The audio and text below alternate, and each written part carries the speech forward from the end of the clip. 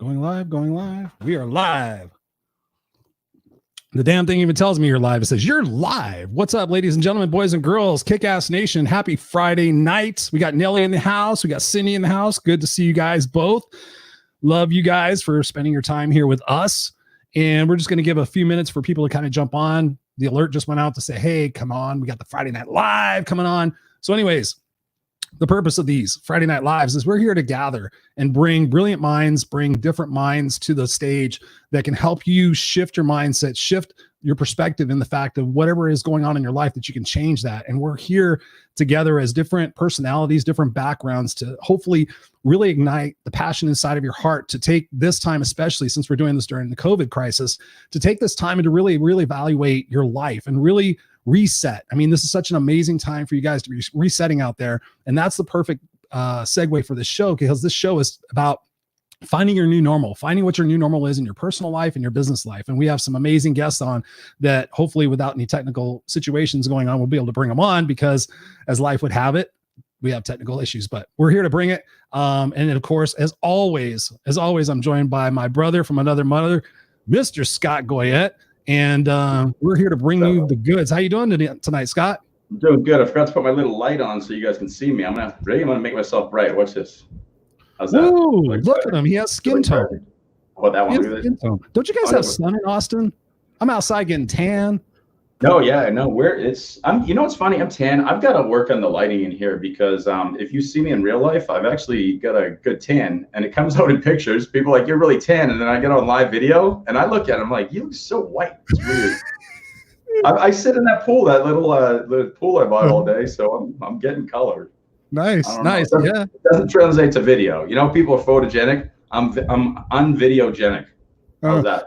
Well, you've got a white shirt on and you've got a yellow background and your skin tone's white. So your hair stands out really good.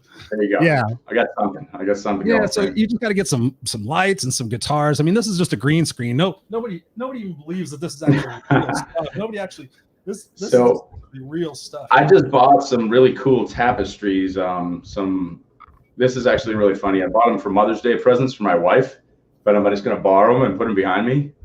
She just doesn't know that yet. Hopefully she doesn't listen to the show, which she probably doesn't. And she doesn't know what I got her, but I got her these tapestries and some fun stuff for Mother's Day. I'm just going to borrow them. Isn't that what you do? You have to give nice gifts that you can use as well. I know. Cool.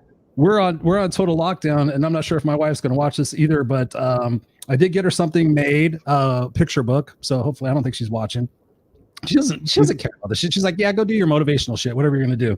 I'll see you at 7. I'm like, all right, cool. This is my second show today. My wife does, virtual yoga. Plus she does all kinds of different retreats. So when we're in this room doing our stuff, the other one just wants their free time. Like, we don't have time to watch each other's stuff. We catch up later. If one's like a huge, piece of information that we haven't heard, which we've always heard all each other's stuff, after a while we get tired of listening to each other, like all relationships.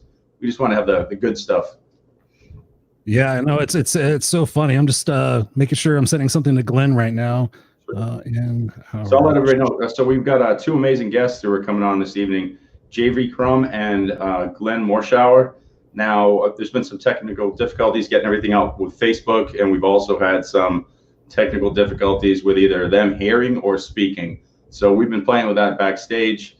We'll do our best to get it figured out. And if not, we've got plenty of stuff to share together. I mean, I'm sure we can do this all by ourselves as well, but I'd love to have 2 extra smart people sharing some information with us.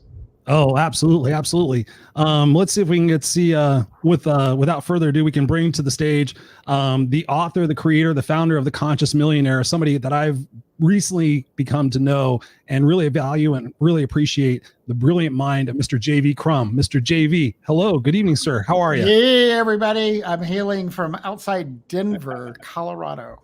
Yes. Denver, Colorado. Yeah, but I've moved out to an Airbnb because I didn't think it was safe with 4 million people. There's too much virus moving around. So instead, I got a bunch of rabbits and 7 miles of trails, and I brought my bike with me. So this is a much safer environment. And frankly, it's given that everything is shut down, there's no performances to go to, no concerts. It's a lot better being out in nature. Hell yeah. How's Sebastian doing? Sebastian is doing great. Is he In joining us fact, today? well, I can get him and I can let him join you. Scott, Sebastian is my new black lab, Nice. and he is the most polite dog you will ever meet. That's awesome. So well, you know, Christopher knows why, but I'm talking well trained from the beginning. Doesn't get up and gnaw on furniture, doesn't bark at the rabbits, just kind of looks at them and smiles, and you know, he's very happy. That's awesome. Yeah, I talk to him a lot, and I tell him my ideas, and it's like getting so much approval because he just looks back and smiles, and I'm going, yeah, Sebastian's on board. Sebastian likes this. Now, he's begun to talk to me too. A couple of weekends ago, he wanted to have a party. I came downstairs and he goes, I want to have a party. And so I said, okay, we'll have a party with the rabbits, right? Because they're safe. We can invite the rabbits over. So I put out a little bowl of lettuce and carrots on Saturday because it was Saturday morning, and we thought we'd have a party on Sunday, and no rabbits came. So Sunday morning, I got up and I had to have a little talk with Sebastian. And I said, okay, Sebastian, this is the way life works.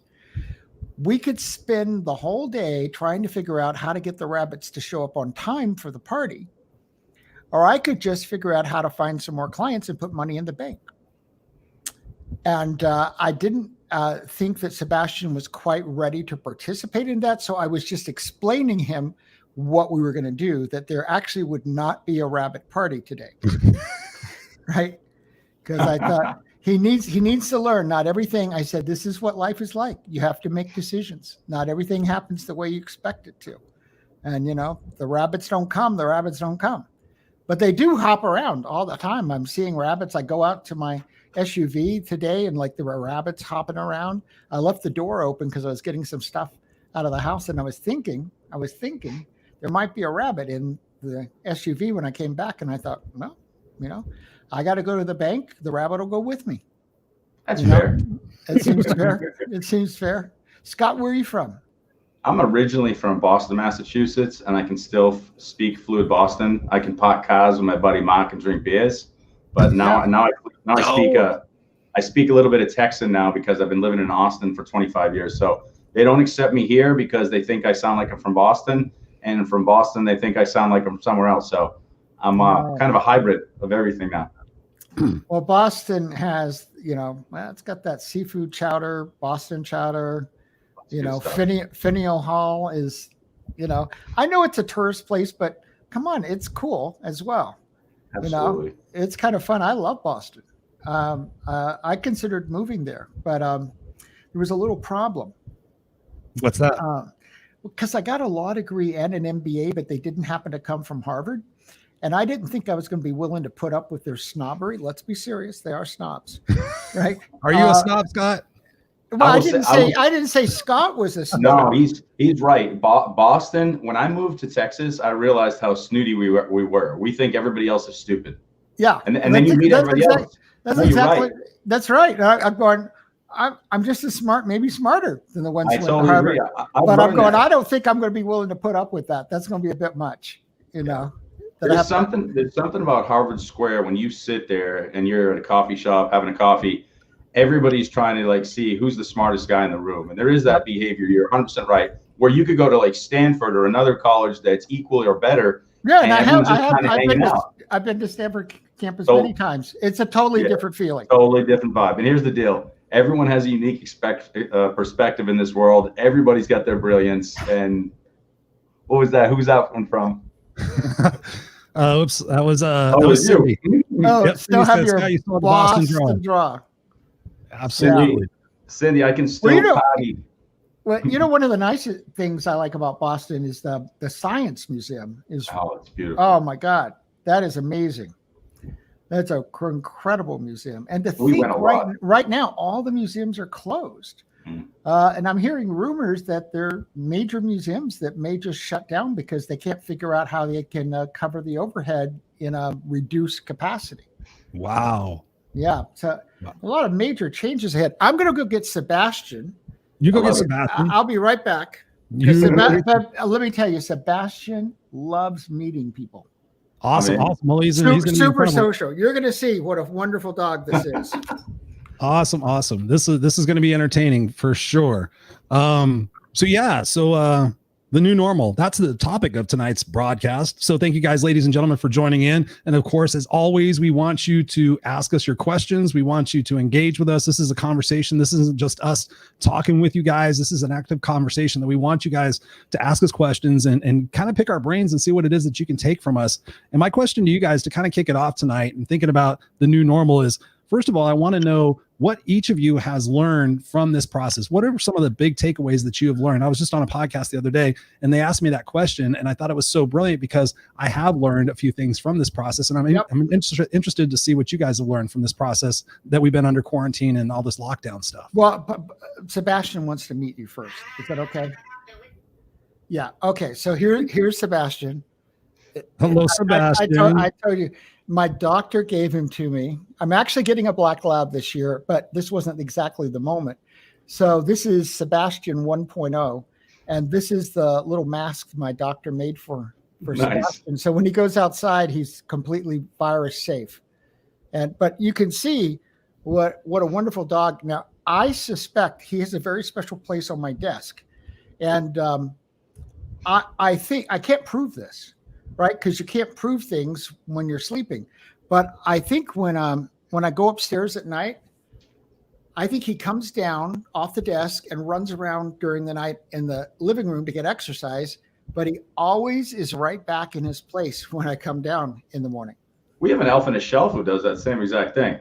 Yeah, and I'll confess that one of the things I've learned from this lockdown, because I'm not joking here.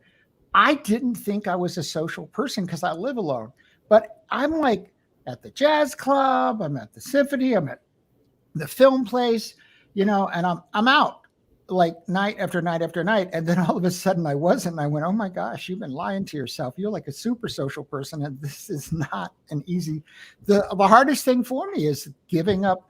I meet with a lot more people on Zoom and I call people, but it's not the same as going and doing stuff with people, so I've learned what a social person I am. And that the more difficult part of this, during the day, I'm super scheduled. So it's no different. I've always had an online business, but at night I go, wait, we're coming up on summer.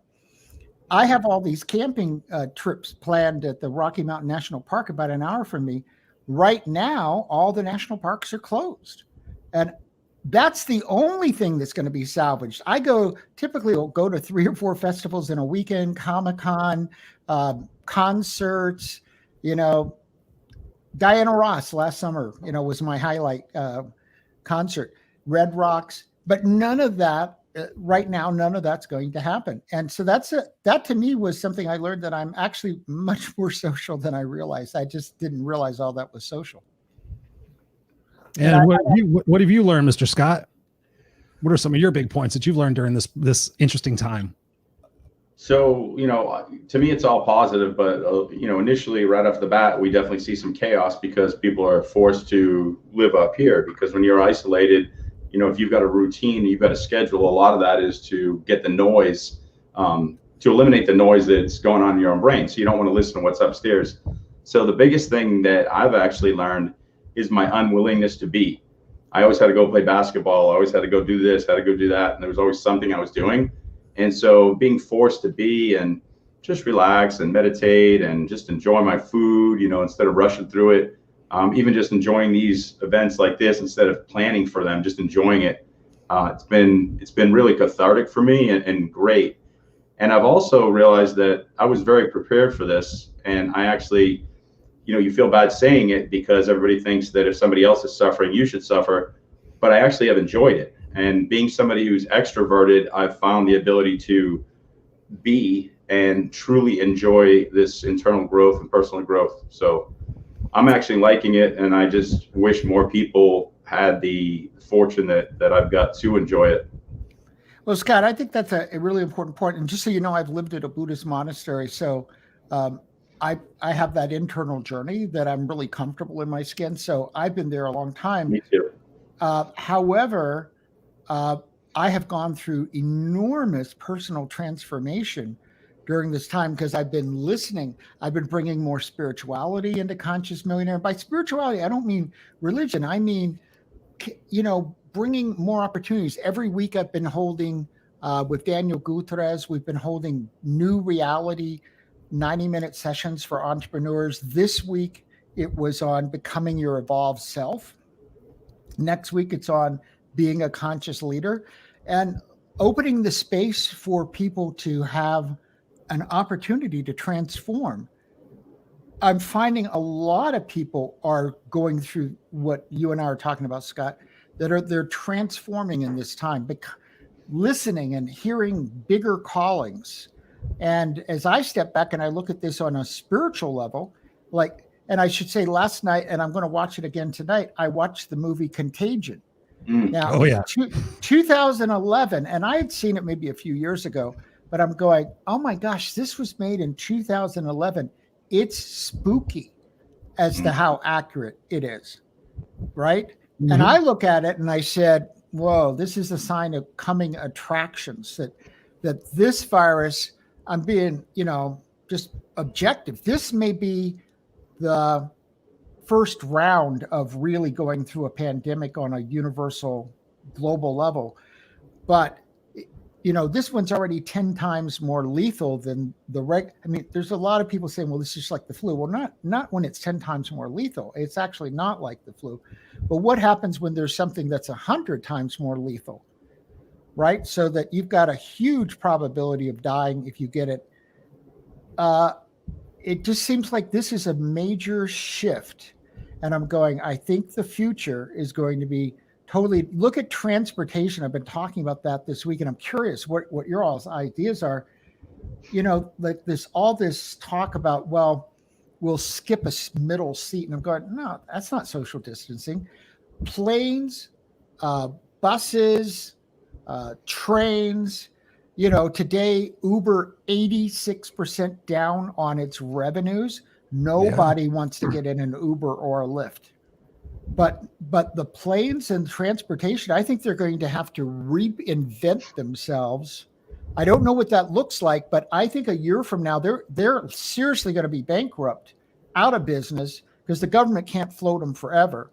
Or they're going to have to find some new way to provide transportation. I don't know what that's going to look like, but it doesn't look like what we had in February.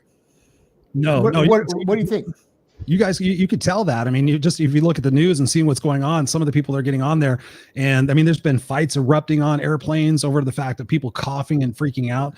Yeah, I mean, that's going to be the new dynamic, and the fact of, we titled this broadcast, "What is the new normal for life and for business?" I mean, that's an excellent point. How are businesses going to respond to the fact that, social distancing, and even in the employment place of having to make sure that there's barriers between you and your next coworker? Whereas before, when I was in distribution, just last year, we went through a full building remodel. I mean, huge remodel. And the whole thing was like, okay, lower desks, make sure everybody could talk to each other, make sure everybody could see each other. And now you got to go the opposite. No, don't do that. That's bullshit. We're not fucking Google. Don't do that. And now they're talking about, okay, people are going to start having to put partitions back up and make sure that they're secular, and that the employees are going to be demanding like certain things in place, like maybe even temperature checks of employees going back to work. So yeah, the new normal is not going to be normal. And my question to you guys, dovetailing on that, is the fact of what is normal. I mean, when I was thinking about the title of this show and thinking about the content that we're going to be discussing, it was like, okay, what is normal? What is normal to you guys? I mean, I'll throw a little normal out there. Normal is whatever you did yesterday, and people stick to that, because we've got two trains of thought, and I'm sure JV, we say the same stuff. Everyone's always saying the same stuff. We've got the group that embraces comfort, and the group who understands that growth lies in uncertainty. And there's been two groups since the beginning of time. And so the person who's going to sit and say yesterday is normal, then that's normal. That is their feeling. Our feelings create our reality. And the person who says the normal is what's tomorrow, that's going to be the normal. So here's the deal. There's nothing that's happened since the beginning of time. Once there's a shift, somebody loses. So right now, one of the biggest losers in this shift in travel is going to be, first and foremost, the airlines, the Ubers, the Lyfts. We're also going to see a huge decline or huge destruction of commercial real estate. I mean, you've got all these buildings that are going up with tons of space that's going to suddenly be available because people realize people can work at home. There's going to be less need for travel. So maybe travel isn't the Monday morning, Thursday afternoon consultant flying around the country. Maybe it's only, vacations. Maybe people start to say, let's get back in the car and we'll do a family vacation. Maybe people are going to start taking trains and there's going to be a new normal. So that's what we're talking about. What's that going to look like? And there's going to be somebody who in the moment is a loser. And that's always been the way it is with evolution. Always. Well, I think the loser always in evolution, and what happened right now, and I've had this same conversation with so many people, is it feels, I don't think it just feels, I think it is, that there's been this massive compression in time. And you take retail today, like I was going through the report of luxury retailers. Talk about a business you don't want to be in today, because we all knew the malls and the retail over 10 to 15 years, it was going to go away. Yep. But today, Lord & Taylor said, we're skipping even trying. We're going straight to liquidation. Neiman Marcus yesterday filed bankruptcy, and it said, we're not even going to open our stores till we go through part of the bankruptcy and decide what does that mean. Nordstrom's closing stores. JCPenney didn't pay a $28 million interest payment on Tuesday. They either have to pay it or file bankruptcy. So we all know what that heads to. Macy says we're not even going to give our quarterly report from the first quarter until maybe June or July. Wow. So everything has shifted, but rapidly, because I go, malls as a principle are dead. It's over. It's just a matter of time. I mean, when you have things like Neiman Marcus being an anchor, tenant for a lot of malls, high-end malls, and they're not even opening their stores. They're going, we got to get farther. We got to get into bankruptcy, see where we are before and then they're going to, of course, not open all their stores. Because as I said to a friend today, who in this environment needs a $400 shirt? Sure. And the answer is nobody. But I think that the evolution that we're going through, the people who I think are going to have the easiest time are people who let go of old structure and embrace new flow. They're just get into the flow and they go, anything's possible. And I'm willing to let go of anything that doesn't work anymore. Those are the winners. Wherever that takes them, I think those are the winners. Ladies and gentlemen, boys and girls, I am pleased to announce the arrival of none other than my really, really awesome brother from another mother, Mr. Glenn Moreshower. Good evening, Mr. Moreshower. How are you, buddy? Surely you have an applause track. Yes, it's an applause track. Hey, Glenn, meet JV Crum. Like I really need that garbage. JV, Glenn, meet Glenn. This is Sebastian. Sebastian would like to say hello to you, just so you meet. He's a very nice dog, and he just likes to meet everybody. Well, hello, Sebastian. Sebastian probably not big in needing to eat. Well, I'm glad you brought that up. He is a very special breed that is self-feeding, but also doesn't need to go to the bathroom or take walks. Well, my mom would love that. So yeah. Sebastian will never urinate on your leg to mark its territory. That's great. Yeah. Sebastian, I want to fit right in. So let me just board the bus late here and listen. I've been trying to get in for a while. What you guys are talking about the effects of the virus on changing our lives, right? The new normal. What's that new normal? Good. Well, I want to listen for a little bit, and then I'm going to chime in. Sure. We're go ahead, GV. You know what? Because I've been holding weekly spaces, Glenn, for entrepreneurs just to come and have a space to talk through what does this mean? What does marketing mean? How do you make money in this new normal?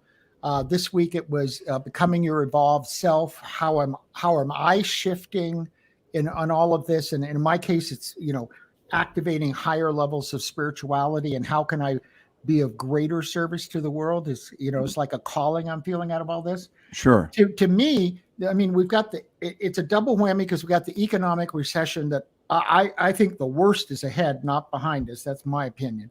Yeah. I think there are more lows in this market, but the massive shifting in social structure I've gone from looking at the neighborhoods in Denver that I wanted my dream home in 3 years to thinking I live in Denver. That what I may want is that home out in the mountains on 35 acres. And the most important room. Now, I got to say, I'm an audiophile guy. So I'm going, the most important room in this home is going to be the home theater. Yep. Because the future of concerts might be they're on sound stages and you pay for view, but they never make it to Red Rocks. And you watch them from your home theater, that this might be how we experience entertainment in the future. Right, because you're less likely to be infected in your home theater. Right. Right. Yeah. But I'm working on Makes sense to me. It makes a lot of sense to me. You know, who wants to experience a ball game plus a virus? Right.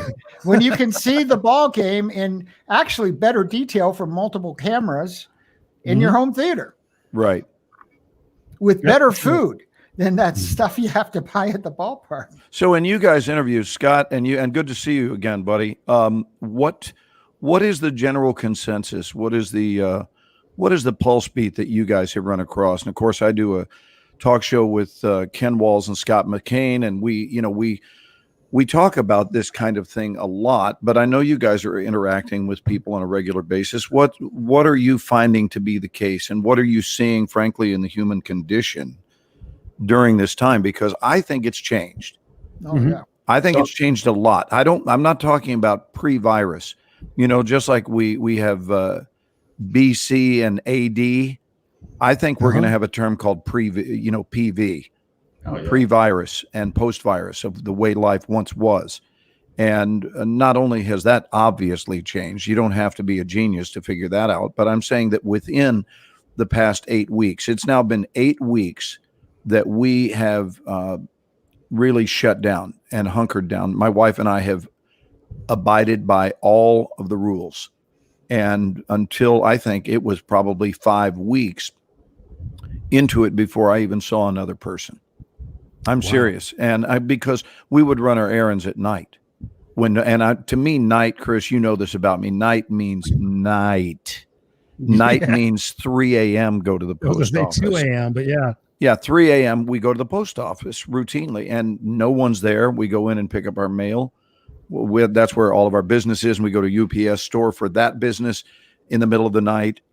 We don't deal with people. That's where we have a P.O. box at both locations. So, and we have our groceries delivered, and we leave a tip out in an envelope. And, we're really, really sequestered. And it's been a very interesting period of learning. And so what I'm seeing is the change where it started out having a very similar reaction to what 9/11 was, where there was unity and there was brotherhood and there was helping and we're all in this together. And it is a great truth, and we've heard this said recently, and it's a very accurate statement, that although we are all in the same storm, we are not in the same boat.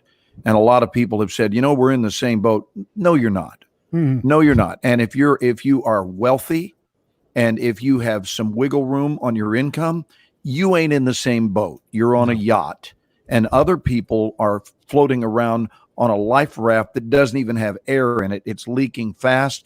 And basically they've got some rubber that they're hanging on to. So I know if I were one of them, and I'm not, but if I were, the last thing I would want to listen to is a bunch of mouthing off from people that are cruising through the storm, in the metaphorical equivalent of a yacht. I wouldn't have anger toward them.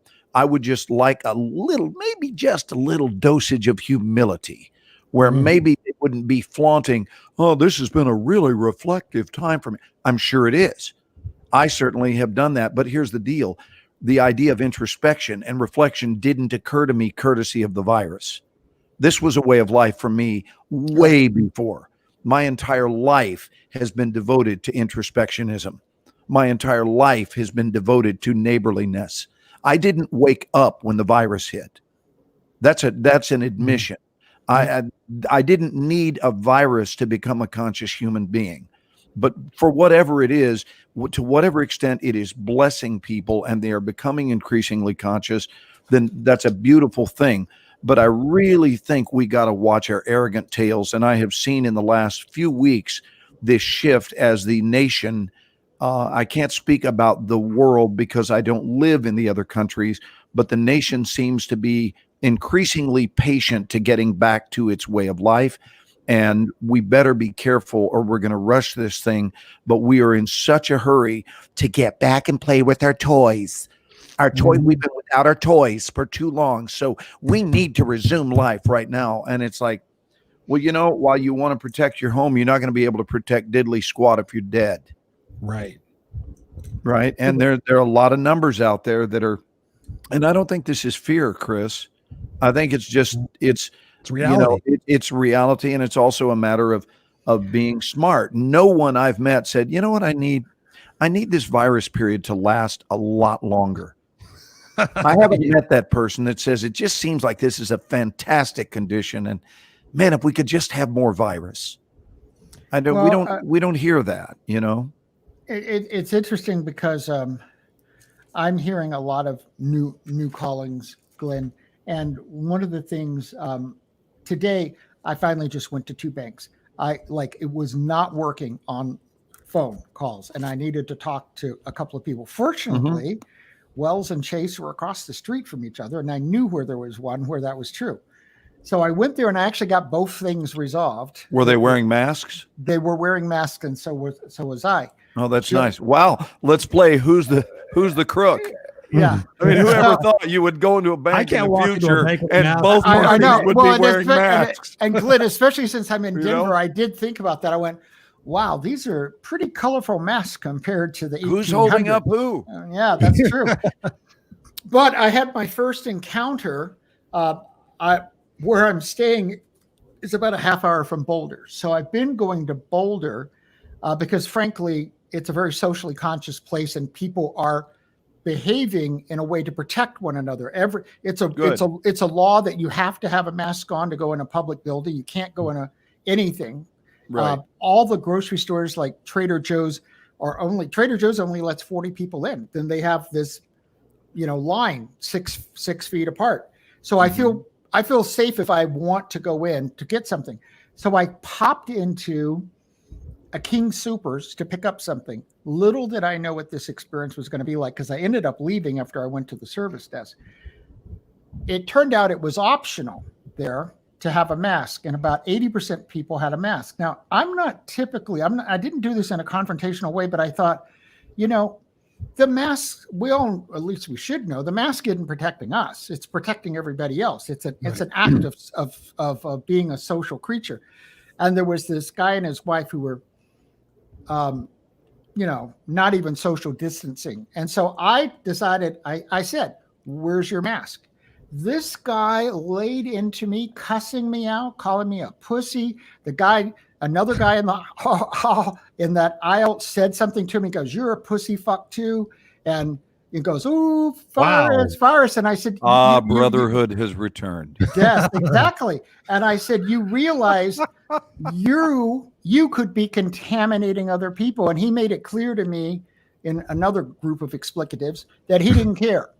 And I went, oh, wow, this was my first, you're reading about it in the paper, but I'm going, I am not well suited for that environment, because I really think we need to be watching out for each other.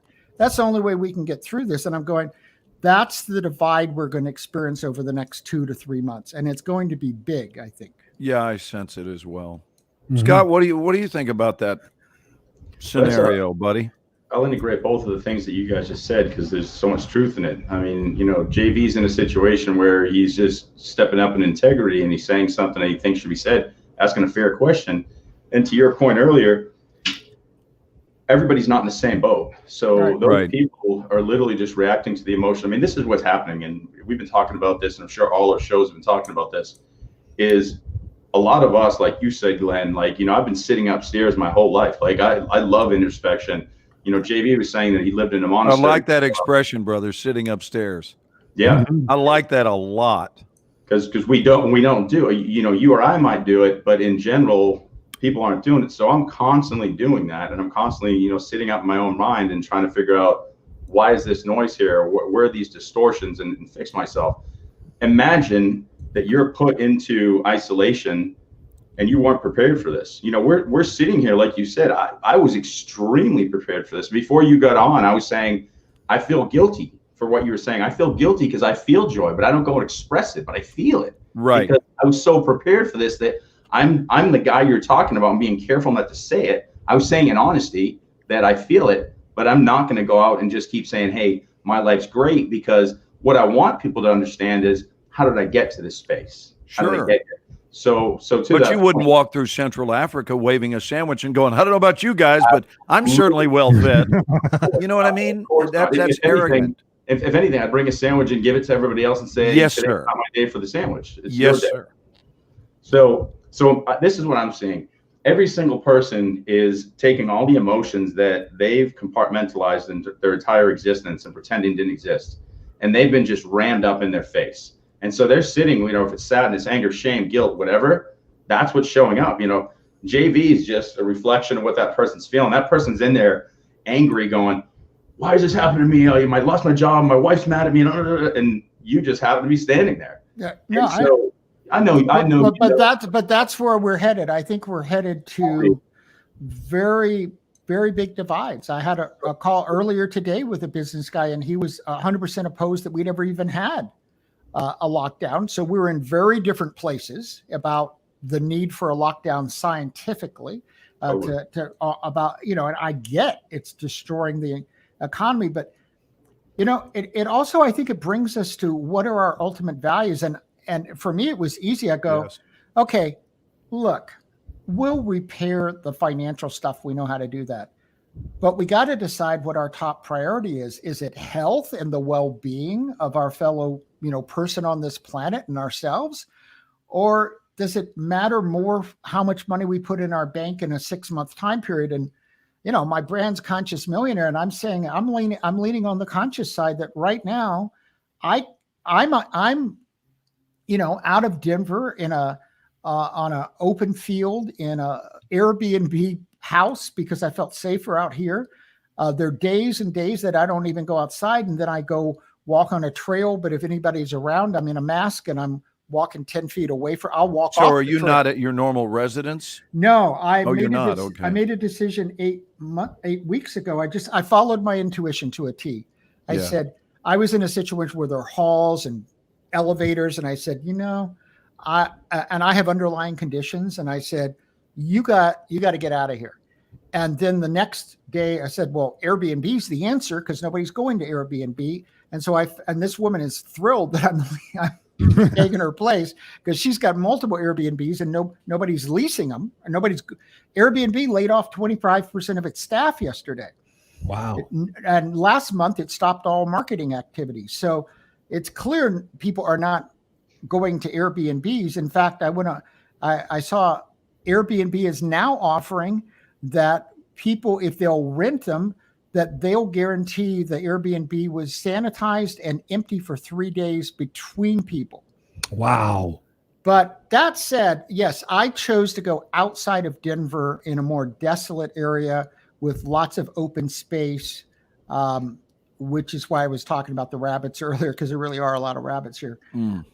Because I felt that it was a better environment for me, but also a better environment for me, protecting me. Because if you're protecting yourself, you're protecting other people, because that's the difficulty with this virus, is that we all can be unknown carriers infecting other people. And I think it's asking, as a society, I think we're called, that's my view, to step up our social care for our fellow human beings on this that we share this planet and this society with. Don't you think the question comes down to, and this is one that I have relied upon throughout my entire life, it's the simple question that in this moment, what would love do? I think love is very much at the core of this. You know, what would love do? Versus in this moment, what would the need to be right do? Which is ego. But what would love do?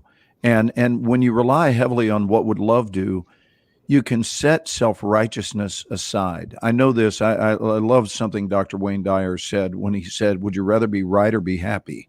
Yep. And I thought it was brilliant. you know, and part of a long-term relationship, and I've been in one for 43 years. We've been married for 41. We broke every rule in the book. I did two really stupid things. I became an actor and got married at the same, I'm talking about at the same time. And they both worked out well, which means our path is not up to the masses. Our path is up to us and the work that we're willing to put in. Arnold Schwarzenegger said it in no uncertain terms. His very first success tip is ignore the naysayers. Ignore them and carve your own path. And I think, first of all, JV, I really admire the way you handled it, to leave where you were and go out to where you currently are, because, you know, in success strategies, one of the greatest ways to experience success is to go where the thing you want is.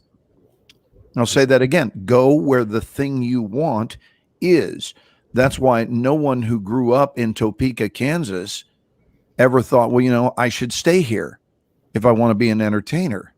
So at some point, you're going to have to make a decision. If you want to do this for a living, you're going to need to move to Los Angeles. If you want to do film and television, you're going to need to move to New York City if you want to do theater, period. Those are your options. Now, that's not quite as drastic anymore because of the internet and being able to fly everywhere.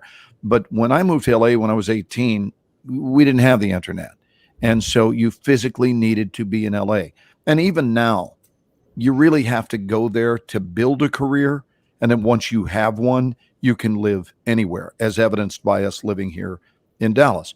But if I had stayed in Dallas all along, I would never have achieved the things that I've achieved. Well, the virus is reverse engineering. In other words, if you want to go to something in order to experience it, then the same would be true or opposite with regard to the virus. So then don't go where it is. And where it is in close proximity to people. Right. So you're really using the same principle. What you do want, go to where it is. What you don't go, get away from where it is. That's like, it's so simplistic, but the same is true with problems. And I hear people that go on and on this gerbil wheel of recitation of the same problem, not only month after month, but year after year. And you're going, but look at your level of devotion to it, meaning to the problem. Has it ever occurred to you to just walk off the court? Any problem you're having in life, I don't know why the easiest solution available is not the one that occurs to people is, hey, I'm the one that is continually swatting the ball back to this person whose company I don't enjoy. What am I so attached to about staying in this game that is leaving me feeling miserable? Why don't I just set the racket down and leave the court and watch how quickly the game comes to an end? Because they're going to have minimal success. And by minimal, I mean zero. They're going to have zero success hitting the ball to no one. The game only continues because we keep swatting the ball back.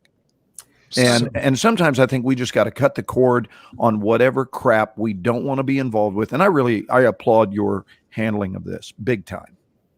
Thank you for saying that, Glenn. We have a question from Cindy. She says, how will each of you go forward after this? Are you going to go back to your real self? Well, Cindy, I don't know what your real self is. I think you're going forward to your real self. It's not going back to your real self. Nice. You know, so I'll answer that.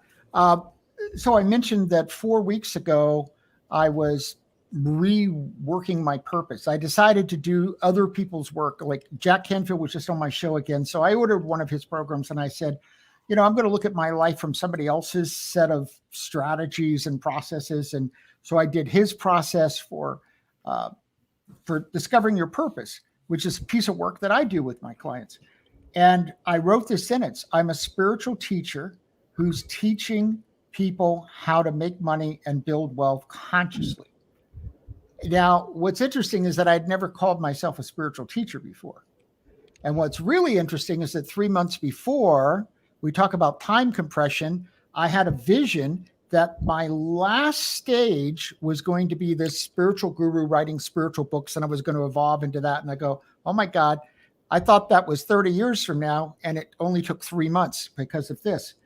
And so for me, what I'm doing this weekend that I started last night is that I'm taking Conscious Millionaire and my nonprofit Conscious World, and I'm going to look at them fresh as if I were starting them today.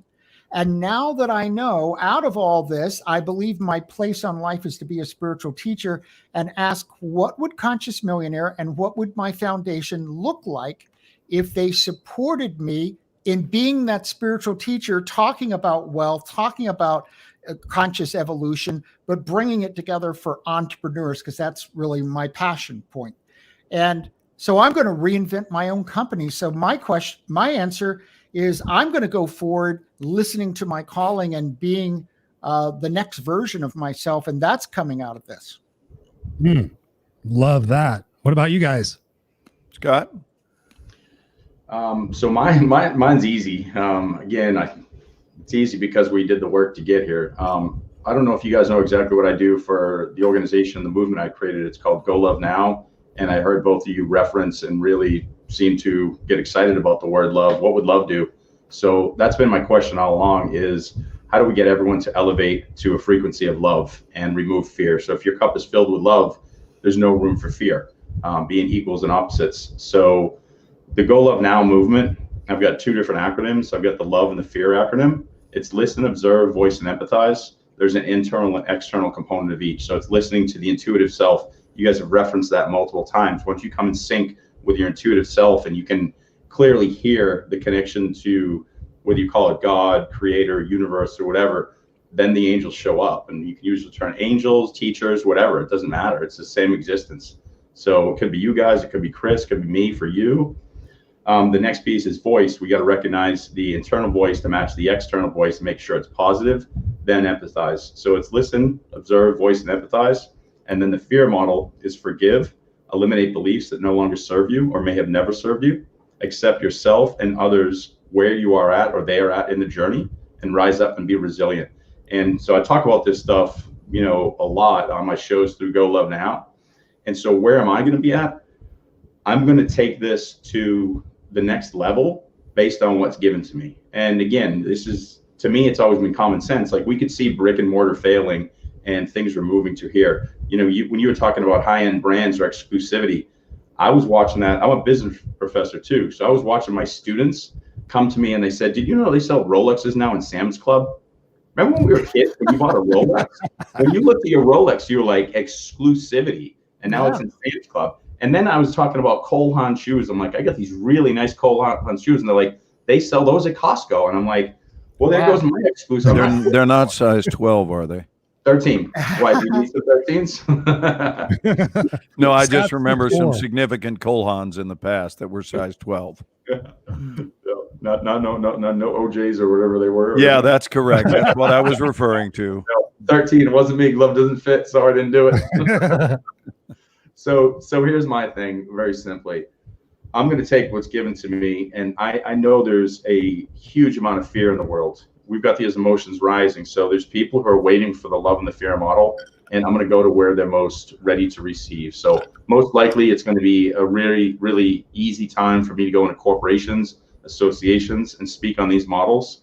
Definitely going to spend time doing individual coaching and creating workshops. And Chris knows, and you guys will know soon enough, I'll do these every time somebody asks, because the more times this information gets out there and lives beyond us, and I heard it in you, I heard you guys both saying the word service. Listen, here's the deal. The internal, the work comes in here. The external and the connection and our purpose all comes through service. So, transforming our businesses and what we're going to do, I don't even need to understand the vehicle of how it's going to, arrive. I'm going to take this model and I'm going to listen, and I'm going to do everything I can do to deliver it. So right now, speeches seem to be a natural fit.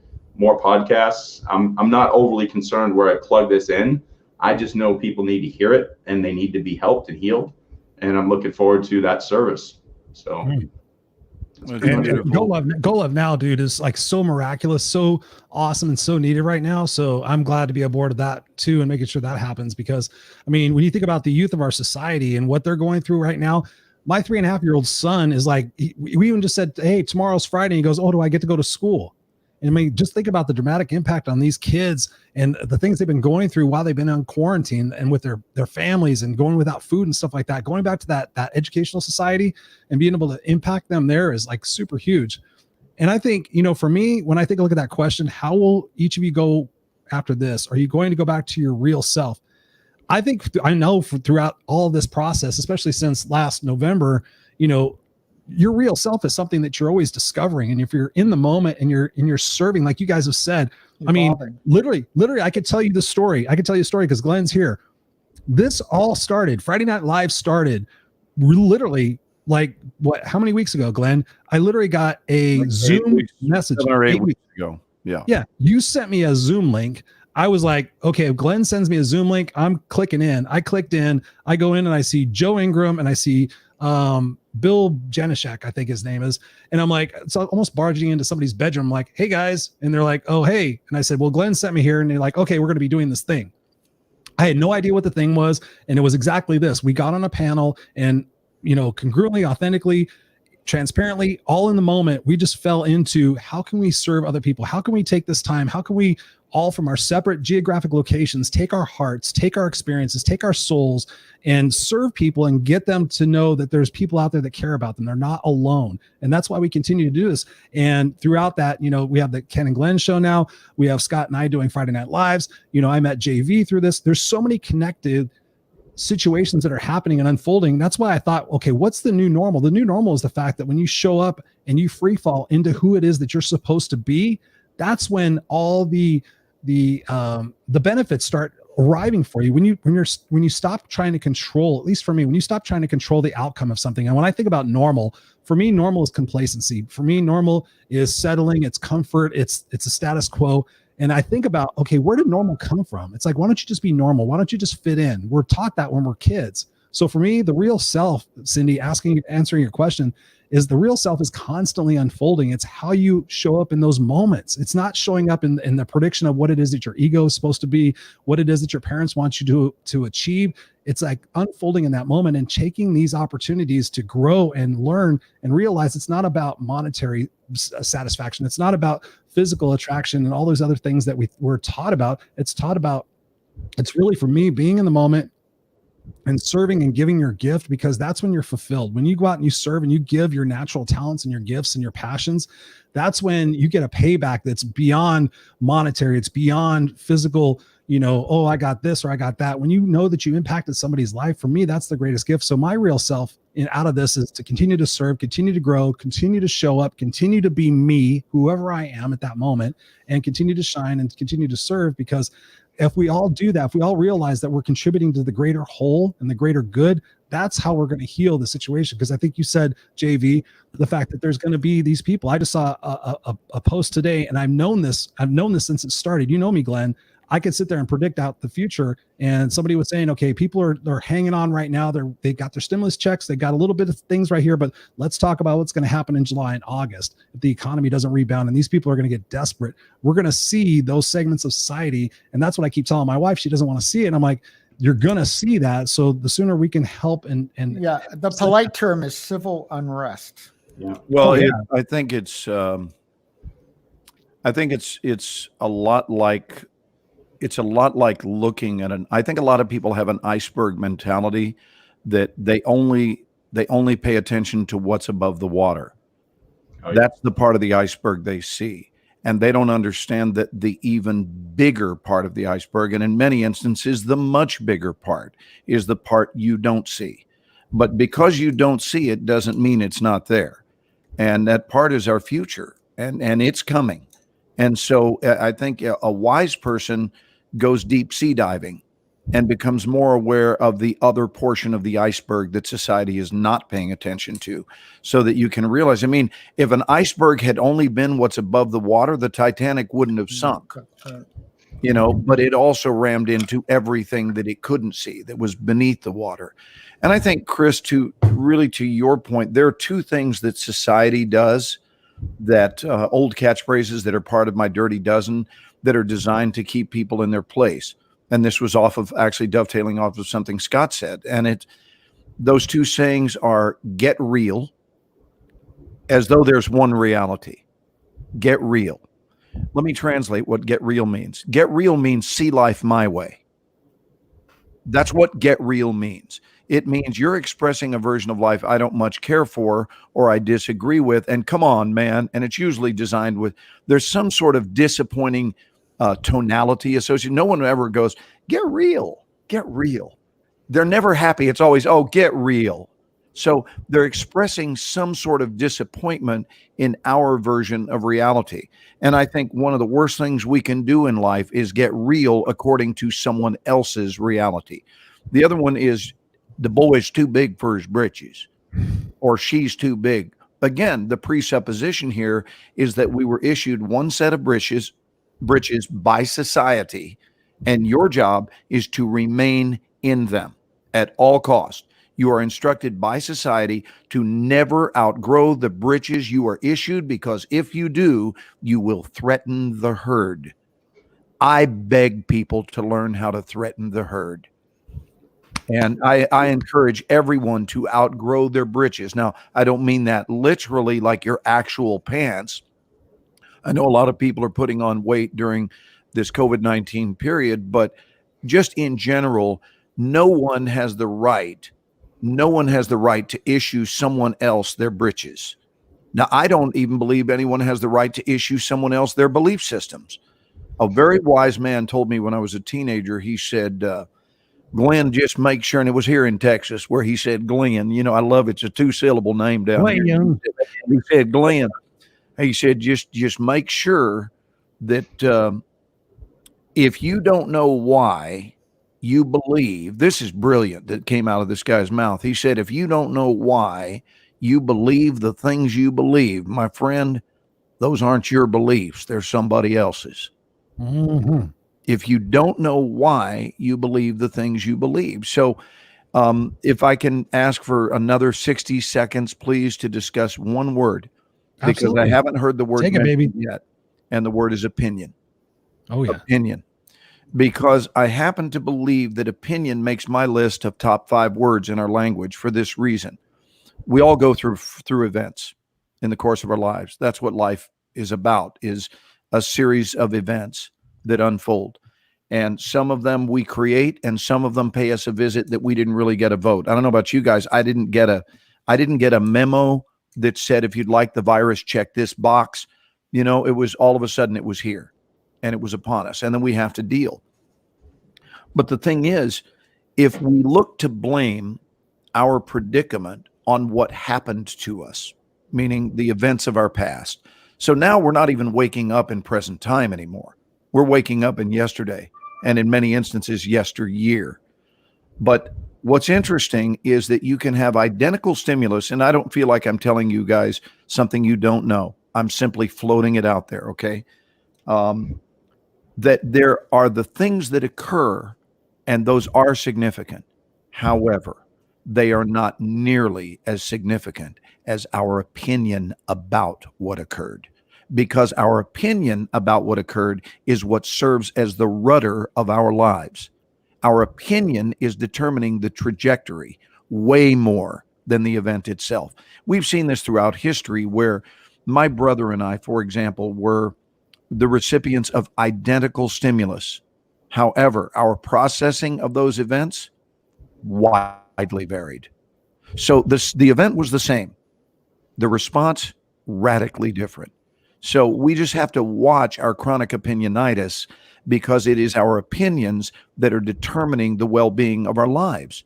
It is our opinions about things that are determining our healings.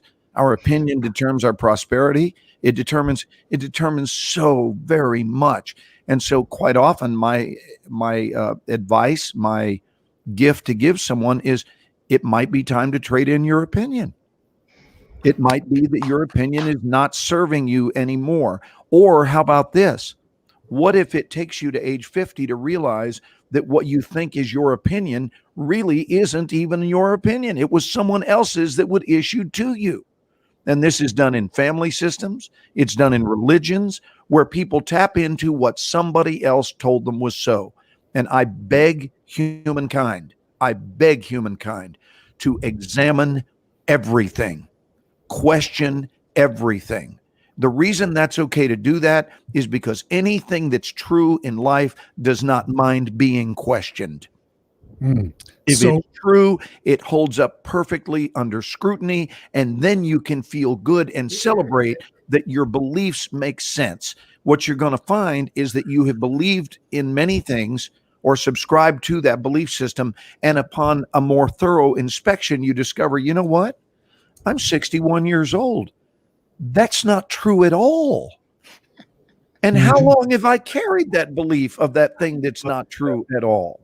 Glenn, I love what you're saying, but you missed the first part in which I was saying that about the second week out here in this more wilderness sort of place. And by the way, it only took me a week to remember that I grew up in a little country town out in the country in Florida, and that what I had actually done unwittingly was returned home to go through this virus. Sure. So I went back to the country where I grew up. Something that was familiar to you. Right. Even though I'd become the urbanite kind of guy. Right.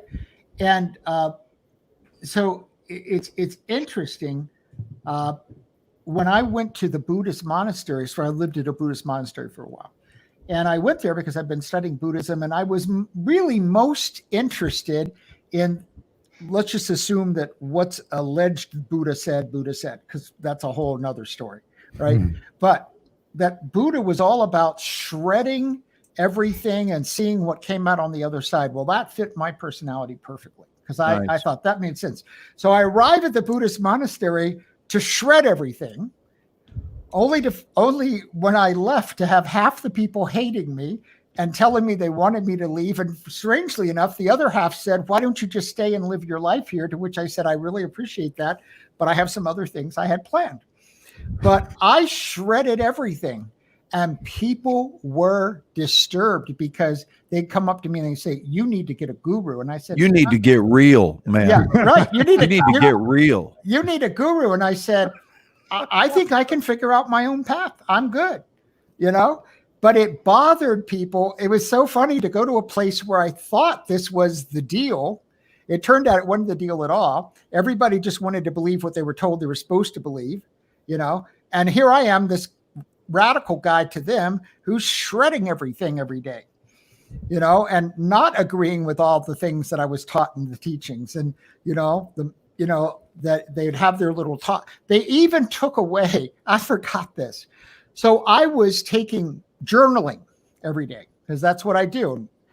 And they ultimately told me I had to give them my journal because so many people thought for some reason I was journaling about them when I was journaling about my process. So I had to agree not to journal, gave them the journal. They gave it back at the end, but for the last 3 weeks, I couldn't journal because it bothered people that I was even journaling. So it's interesting. I so much agree with you, Glenn. You've got to find your own path. And if you give up that path for what you're told you're supposed to do, you've just lost your life. I know Scott has thoughts. Damn. You know why? Because I watched his body language. And Scott went from this to let me at him.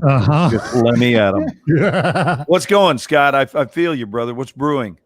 So I'm a big fan of language. I'm a big fan of the idea that when we use opaque terms, we can throw people off because they'll come up with their own definition to what you were saying with, you got to come to my space, understand me. So the more transparent terms we use, the better.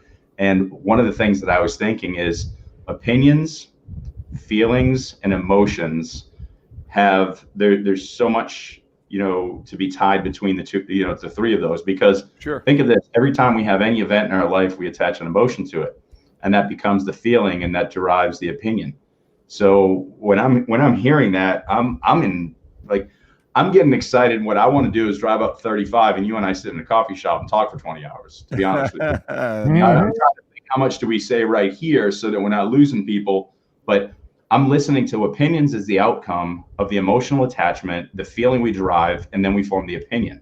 So, and then what does the opinion do? And then the opinion becomes that's the issue. That's where we start dividing because of it. I mean, we create right. So now it's not even the event. It's not the event. It's the opinion. I'm in full agreement. I use these terms all the time, and I love where you went with opinion. And so what I want to challenge people to do is, and this gets me excited, that's why I lean forward, recognize those emotions that you've attached to things. So when you see Colin Kaepernick, do you see that person and that woman that just got arrested for opening her hair salon, whatever the thing is that's driving you crazy in the news right now, and you say, she was right, everyone's wrong, Colin's wrong, Colin's right. What was the emotion that you attached to that? Was it, fear? Was it anger? Was it sadness? And then the feeling you got, where did that feeling really come from? And what's the opinion outcome? Because here's the deal. The minute we start to recognize those emotions and we replace that sadness, that anger, that fear, that guilt, you guys both said it, with love. The minute we replace that with love and we say, this isn't self, this is self. Glenn's myself, JV is myself, Chris is myself. Yeah. The minute we say, what can we do for the masses in service? I mean, you're saying it. I'm going to transition my business to be more in service to all, to tap into spirituality. We're doing it. The minute we all wake up and we get out of here and we move into love, we don't even need to have the show anymore. We can just all hang out together. It's solved. And what we've got to figure out is, how do we give people the action steps to start? Because Glenn nailed it. This isn't the same boat for everybody. So while somebody's in the middle of their struggles, how do we get them into that headspace so they can start to recognize these emotions, sever ties with them, create feelings that can build a better world, to create, I wouldn't say better opinions. We don't need opinions. We need healthy feelings to connect and love one another. Mm-hmm. And that's it. I mean, that's really it. So I get excited about this stuff. I apologize, but you guys are saying all the. Why would you ever apologize? You're probably in the company. That's why we're here, Scott. Jeez. Yes. But here's the thing with Chris.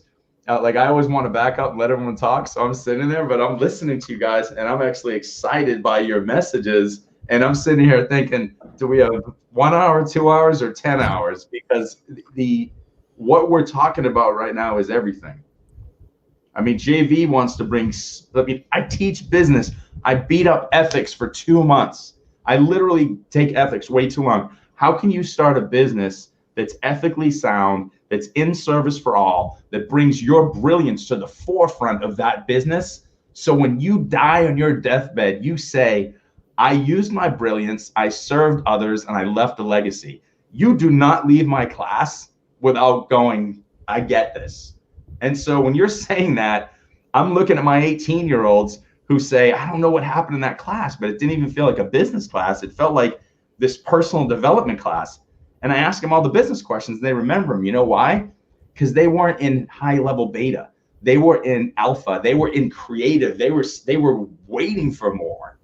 And so I want to deliver that to everybody, because I'm so tired of us sitting on the do train and not being in the B train to process and then take that B and plug it into a do with purpose and brilliance. We are impacting people, ladies and gentlemen. While I work on my judging, these comments about opinion is really relevant to my life. I'm so grateful for this. Thank you guys for being here. I mean, sharing your soul. So what are some steps that we can give people tangibly to redirect their opinion or redirect their thought patterns and all their conditioning that they've been through in their life to get them where they are today? How can we get them to essentially reprogram their belief systems to fall in that category that we're in, about servitude, about love, about togetherness, about unity, about, contribution? How can we get some of these people who are in a lack mindset, a fear mindset, a scarcity mindset, I don't know what to do mindset, I'm failing, I'm going to get desperate, I'm going to do shit that I don't ever do anymore to survive? How do we help these people turn that around and take their, I keep hearing this, take your trash and turn it into treasure, or take your garbage and turn it into something valuable? How do we get people to spin this to realize that they're in charge of their own life, as opposed to a victim of their thoughts and their beliefs of what they were when they were younger? Well, if it's okay with you, I'd like to give everybody my book, and I'm going to send you to a specific page. So you can get the book at consciousmillionaire.com/free book. Now, is this page going to answer the 38 questions that Chris Rausch just threw out there? I think it's going to do a good job with it. Okay. So the 38 you counted? 38.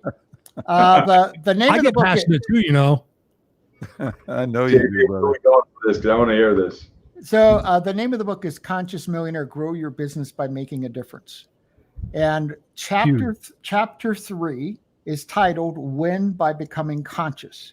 So you're already set up. It's my everything that I wanted to write on that particular topic. But the last section is called New Wealth Consciousness, and page 66 has a diagram, and it has 9 beliefs that define what I call first stage capitalism, which is the win-lose model. There are 100 marbles, and I want to get them all. And the second column has what I call second stage capitalism, and it's all about the triple win of you, others, and society all winning together. And so there are 9 beliefs that define the first column, and then there's each of those beliefs shifts into another belief. And if you embody those 9 beliefs, you will simply see the world completely differently and come to not an intellectual, but it's the difference. It's the difference when I went and lived at the Buddhist monastery. I mean, my favorite day, by the way, was one day a week. We had 12 hours of meditation and no one was allowed to speak. Well, since half the people already hated me, it was a really good day for me. But would drive me crazy. Crazy. Well, it does until it doesn't. Yeah. That's kind of the whole thing, right? Is that you realize, I'll just say it right out. Sometimes on that day, you just start out thinking about sex, right? Because this is the way the mind works. And that made it a pretty miserable day.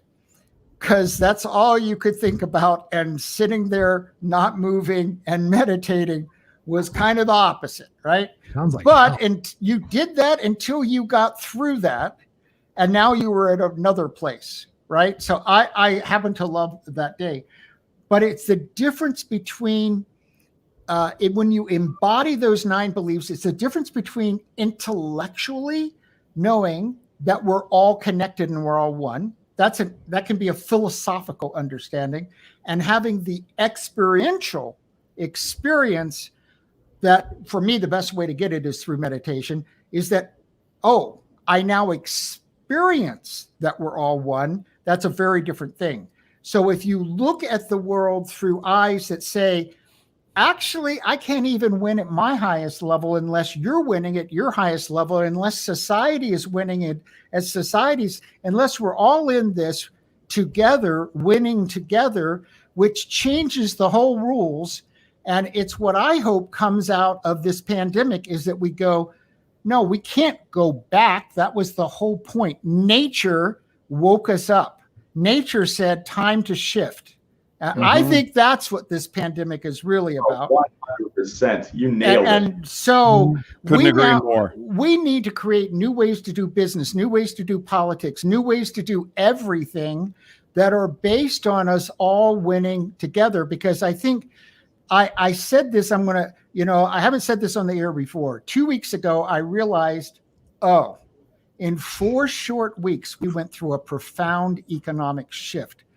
I believe that shift was to becoming a socialist capitalist country, and we cannot go back. It's not even a possibility if we wanted to, because all of a sudden when I look out there, I go 2/3, it could be more, but at least 2/3 for the next few months, each month is going to be worse off than they were the month before. And as a human society, we cannot say, well, 1/3 of the people just lose their residence, 1/3 of the people just don't have food. We have to now realize that what we knew before, and if this bothers you, that's okay. We knew 3% had all the wealth. And as long as things were going along good, everybody else kind of got by. But now we know that that's just nonsense. And that we've got to reorder things so that everybody's winning. And that's going to make some people unhappy, but we've got to make a shift. And that, I think, is the big power that can come out of this experience. Glenn Moreshower, I know you're chomping. I can see it. I can see it in your I'm eyes. literally chomping. I can feel it. I have a cough drop because I did a 4.5-hour program last night. That's beautifully stated, JB. And I think that personally, I mean, I'm just throwing it out there. I think the world has had enough of our bullshit. Mm-hmm. I'm talking about the earth itself. Yep. All right, I agree. think that the earth, and I happen to believe that life is a self-healing mechanism, that life itself is, that the earth is, and it's only going to tolerate so much before it makes adjustments for us, and it will not check with us first. Nope. Because it doesn't need to. It's And called I'm the mothership. I'm actually vocalizing the feelings of the earth. I'm the mothership. You're here for a very brief stay. I was here before you got here. I'll be here when you leave here. You're going to respect me or you're going bye-bye. Well, and I don't mean that as an ugly remark or something to be afraid of. It's absolutely true. A good friend of mine, and you may know her or may not, Hazel Henderson, who has ethicalmarkets.com. She's one of the most renowned sustainability experts on the planet. And she's now doing almost weekly webinars with noted people. And she started out 3 weeks ago with a webinar when her whole thesis was exactly that, Glenn, that we have been cutting down the rainforest. We've been doing all these things. And now animals that have viruses that work for them, but not for us, are coming out of the wilds. And that this was a statement from the earth. This won't work any longer because it will actually just kill you. Mm-hmm. And we needed to see it, that if we can just see this for what it is, then we can realize that that we can't go back to any of the systems because actually none of them worked. We just pretended they worked. And I don't even think it's how we treat just the earth. Right. I think it's got a lot to do with how we treat each other. Right. And exactly. so when we get so far off course from what is love, Scott, to this centralizing word that we clearly agree upon, the further we get away from love, the less okay this system of things is with it. That's my opinion. I'm just expressing. That's how I deeply feel. And I believe this my entire life, that when we lean heavily on trusting the system with which, in which we live, we fare better because we're not in opposition to it. We're in harmony with it. Mm-hmm. And this is really why alignment, that there has to be alignment. Yes. I mean, that's where harmony comes from, is living in alignment. And it's just, it's a beautiful thing, Chris. It's beautiful. Mm-hmm. Absolutely. I'm just in awe of what you guys are saying, what you guys are sharing, and seeing the comments here. I'm moved because this is exactly what we want to happen. We want this conscious shift in people's perceptions and perspectives in how they're going to come out of this, and how we need to join together to make each other strong and to unite the world in what is the fact that we're all going for the same thing. When you look at the demographics, you look at the world around us, everybody's going through the same thing. They're dealing with the same different issues of how we're going to get through this. And the fact of unity and love and respect and honor has really moved me to the fact of, just showing up and being who you are and sharing that. You gain a tribe. You gain people that trust you. You gain people that come to you for the knowledge and for the information that you can share to help them become stronger. And so that's why I was asking, like, what can people do, take action from this chat that we're having? What can they do in their own lives to shift that perspective and shift that outcome so that they give different results? And maybe they're not comfortable with that. Maybe that's something they've been ingrained with their entire life. How do they change those mindsets to be more open to that when they've been conditioned to not be that way? I'll just say one thing and leave it open for everybody else. I think it starts with actually giving yourself permission to make that shift. Mm-hmm. Awareness. That's huge. That's huge. And what do you mean by that? I mean, as far as permission, because I tell people about permission, like, give yourself, it's okay. It's okay to take the next step and be in complete contradiction to who you were yesterday. That's okay. Yes. That's okay. Now you're talking, brother. Let him say it again, because when people re-listen to that, that's money. Say that again, JV. Yeah, it's okay to take the next step and be in complete opposition to who you were yesterday. Yes. That's true permission to evolve. Hey, JV, can I build on that? Absolutely. How about in complete opposition to who you were 5 seconds ago? Yes. Right. I mean, I really mean it. I'm talking right where you stand or sit.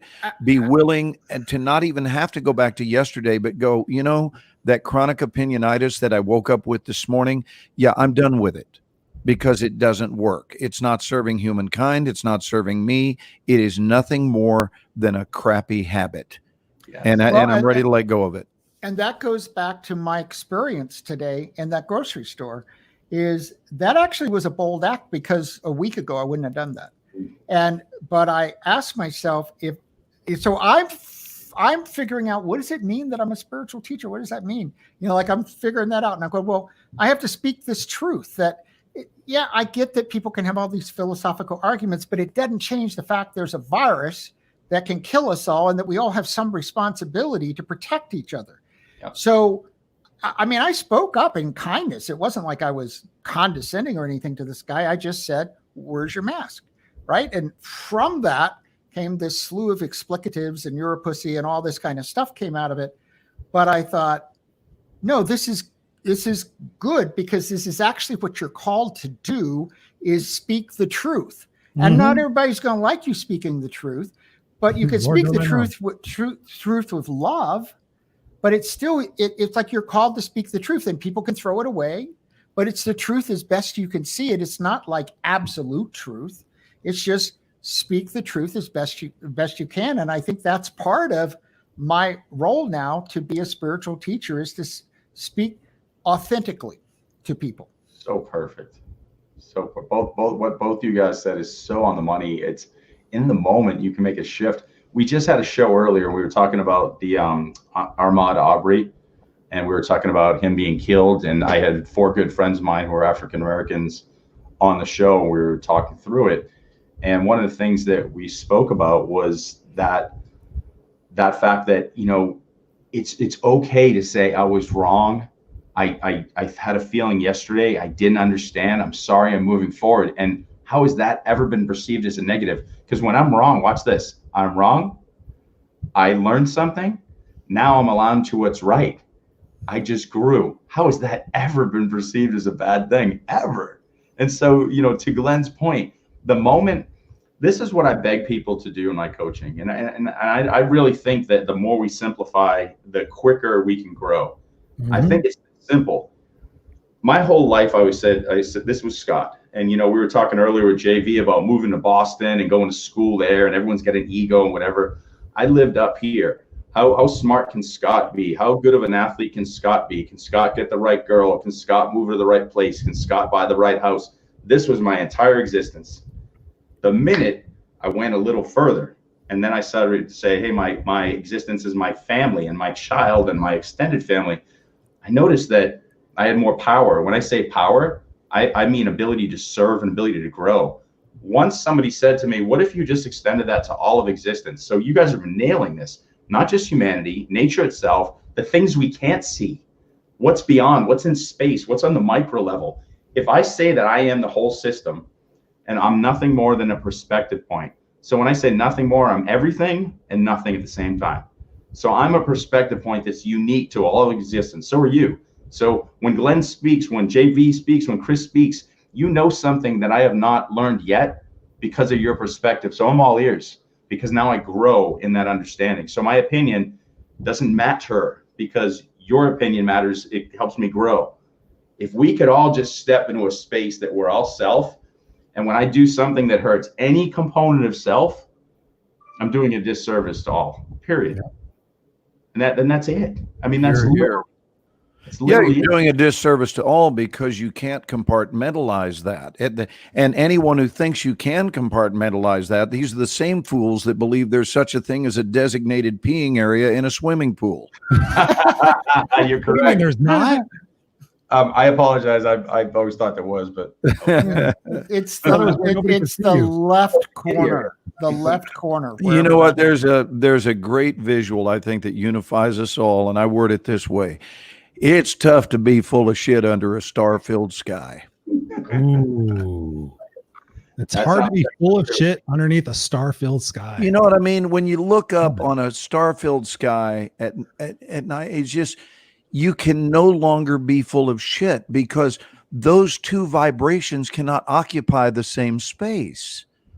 I mean, the endlessness of space, if we really allow ourselves to behold its beauty, is an insecure. I happen to believe that. And the extent to which you will be cured is the extent to where you're really present with it. So if you throw just a casual glance and you go, oh, you know, it's a beautiful night. Like last night was a full moon, and my wife and I went out for a walk at 3 a.m. Standard middle of the night walk that we take, and it was a great full moon walk. And the clouds is the first time in my life where I've seen clouds move this fast. The clouds, it's amazing there wasn't someone up there issuing them speeding tickets. These clouds were hauling ass. I've never seen clouds go like this. And it was rather cool. I think someone should have shot some B-roll to put it in a horror film.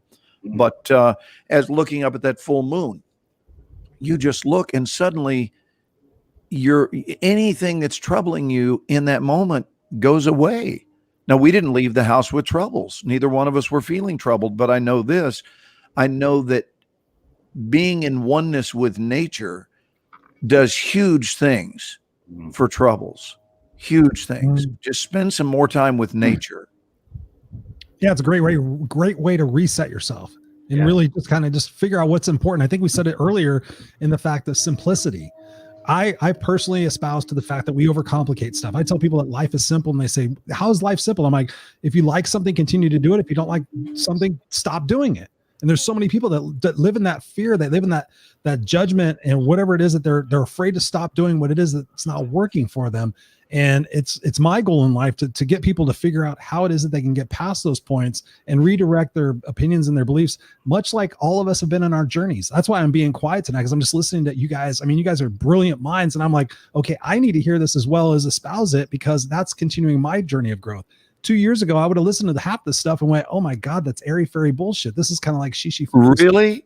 But now, I mean, just 2 years ago, for real? Wow. Oh yeah. But no, seriously. I mean, the journey I've been on and the books that I've read in the last year have really opened up my eyes about the true nature of life and what it means to be here. You know, I was so caught up in the ego. I was so caught up in accomplishing. I was so caught up in proving. I was so caught up in what else can I do to show my significance. And up until the last couple of years, and especially the last 6 months of my life, when my identity drastically changed from being this corporate person to now being full-time coaching, full-time consulting, and doing these things, you know, it's just amazing what you do when you open up your mind and your heart to letting go of what it is that doesn't work for you. It's simple as that. If something is great, keep doing that. If it's not working for you, stop that shit. You have to stop that shit. You guys watching this, if you're doing shit that doesn't work for you, stop it and go do shit that does work for you, right? I mean, that's the simplicity of life. I think you guys would agree. I would hope.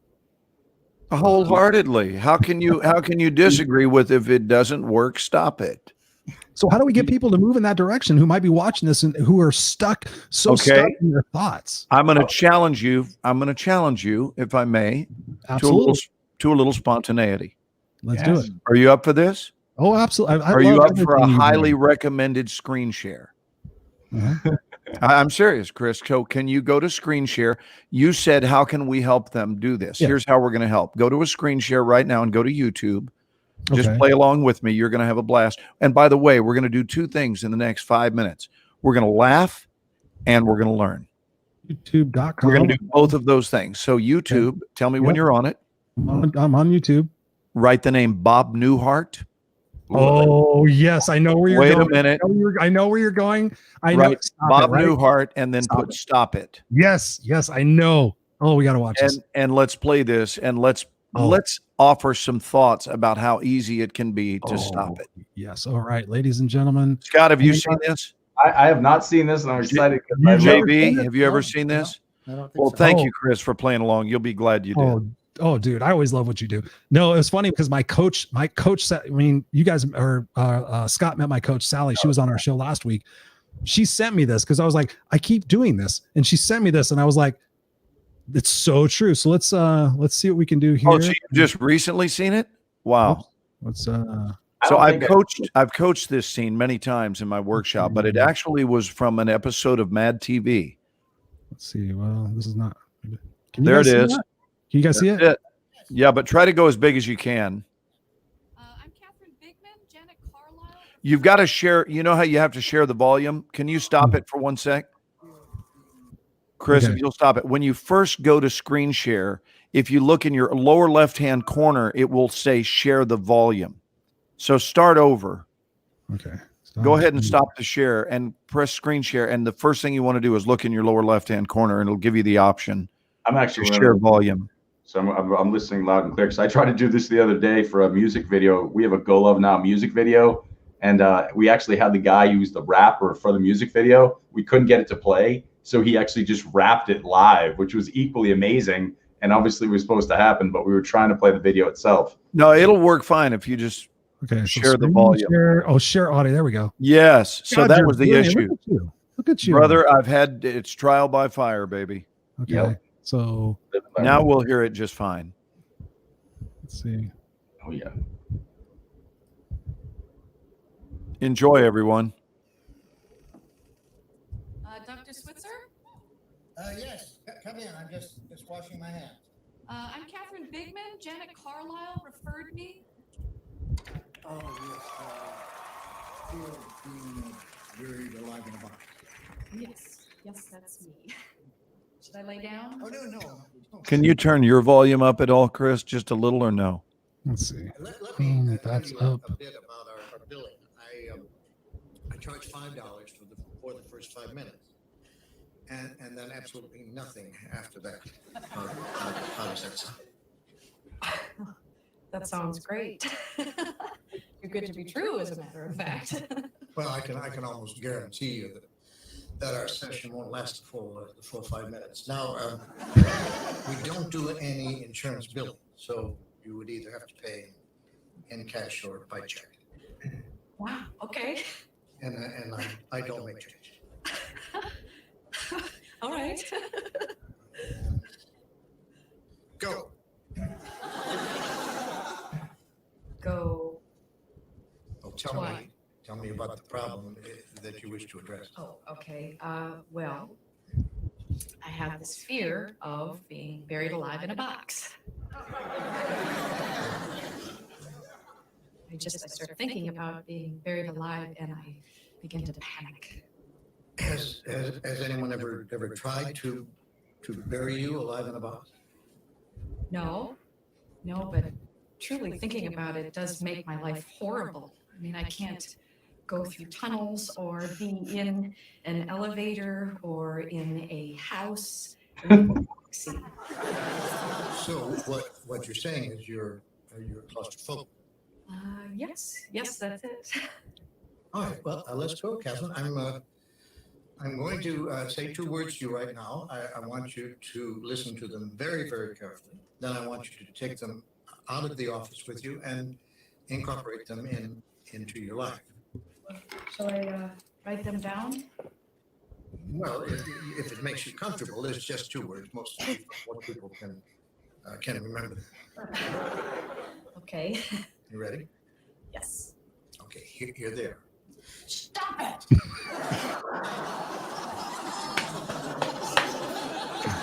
I'm sorry? Stop it! Stop it? Yes. New word, IT. So, what are you saying? You know, it's funny. I say 2 simple words, and I cannot tell you the amount of people who say exactly the same thing you're saying. I mean, this is not Yiddish, Catherine. This is stop it. So, I should just stop it. There you go. I mean, you don't want to go through life being scared of being buried alive in a box, do you? I mean, that sounds frightening. Yes. Then stop it. I can't. I mean, it's been with me since childhood. No, we don't go there. Just stop. So I should just stop being afraid of being buried alive in a box. You got it. Good go. Well, it's only been 3 minutes, so that will be $3. Actually, I only have a 5, so. Well, I don't make change. then I guess I'll take the full 5 minutes. Fine.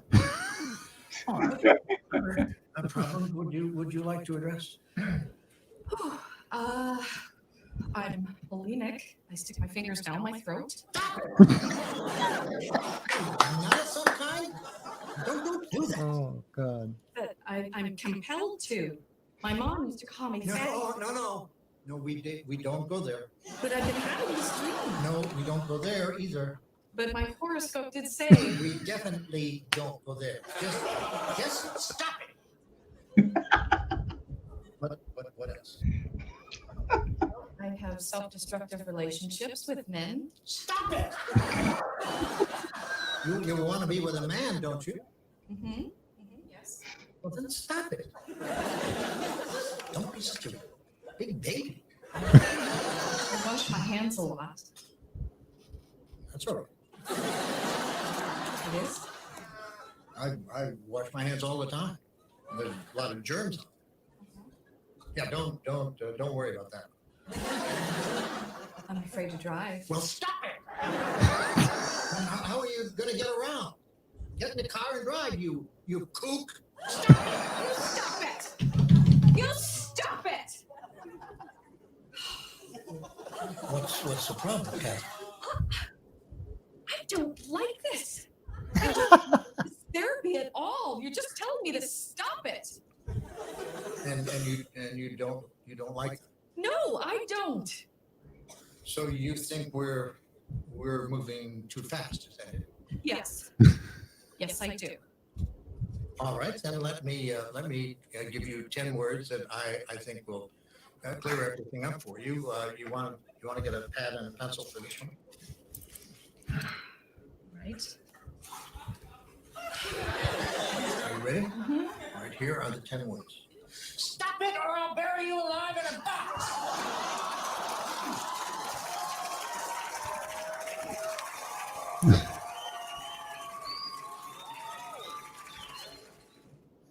Wow.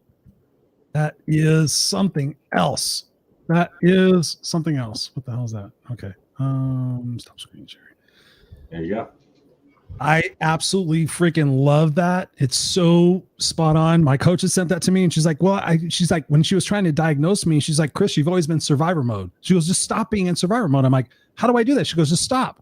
And I'm like, I don't know how to stop being in survivor mode. I've been in survivor mode since I was like 4 years old. She goes, just stop being in survivor mode. Just recognize that you're in it and recognize that you don't want to be in it anymore and transverse out of that and realize what it is that you're going to have to take to not be in the survivor mode, that you're going to have to trust that life is unfolding for you and not happening to you. And the fact that when you just simply show up and be who you are and you transparently, just authentically show up, that's when life becomes beautiful. And that's what I've learned. So that's why I love that simplicity. And that is just like, if something's not working for you, then stop it.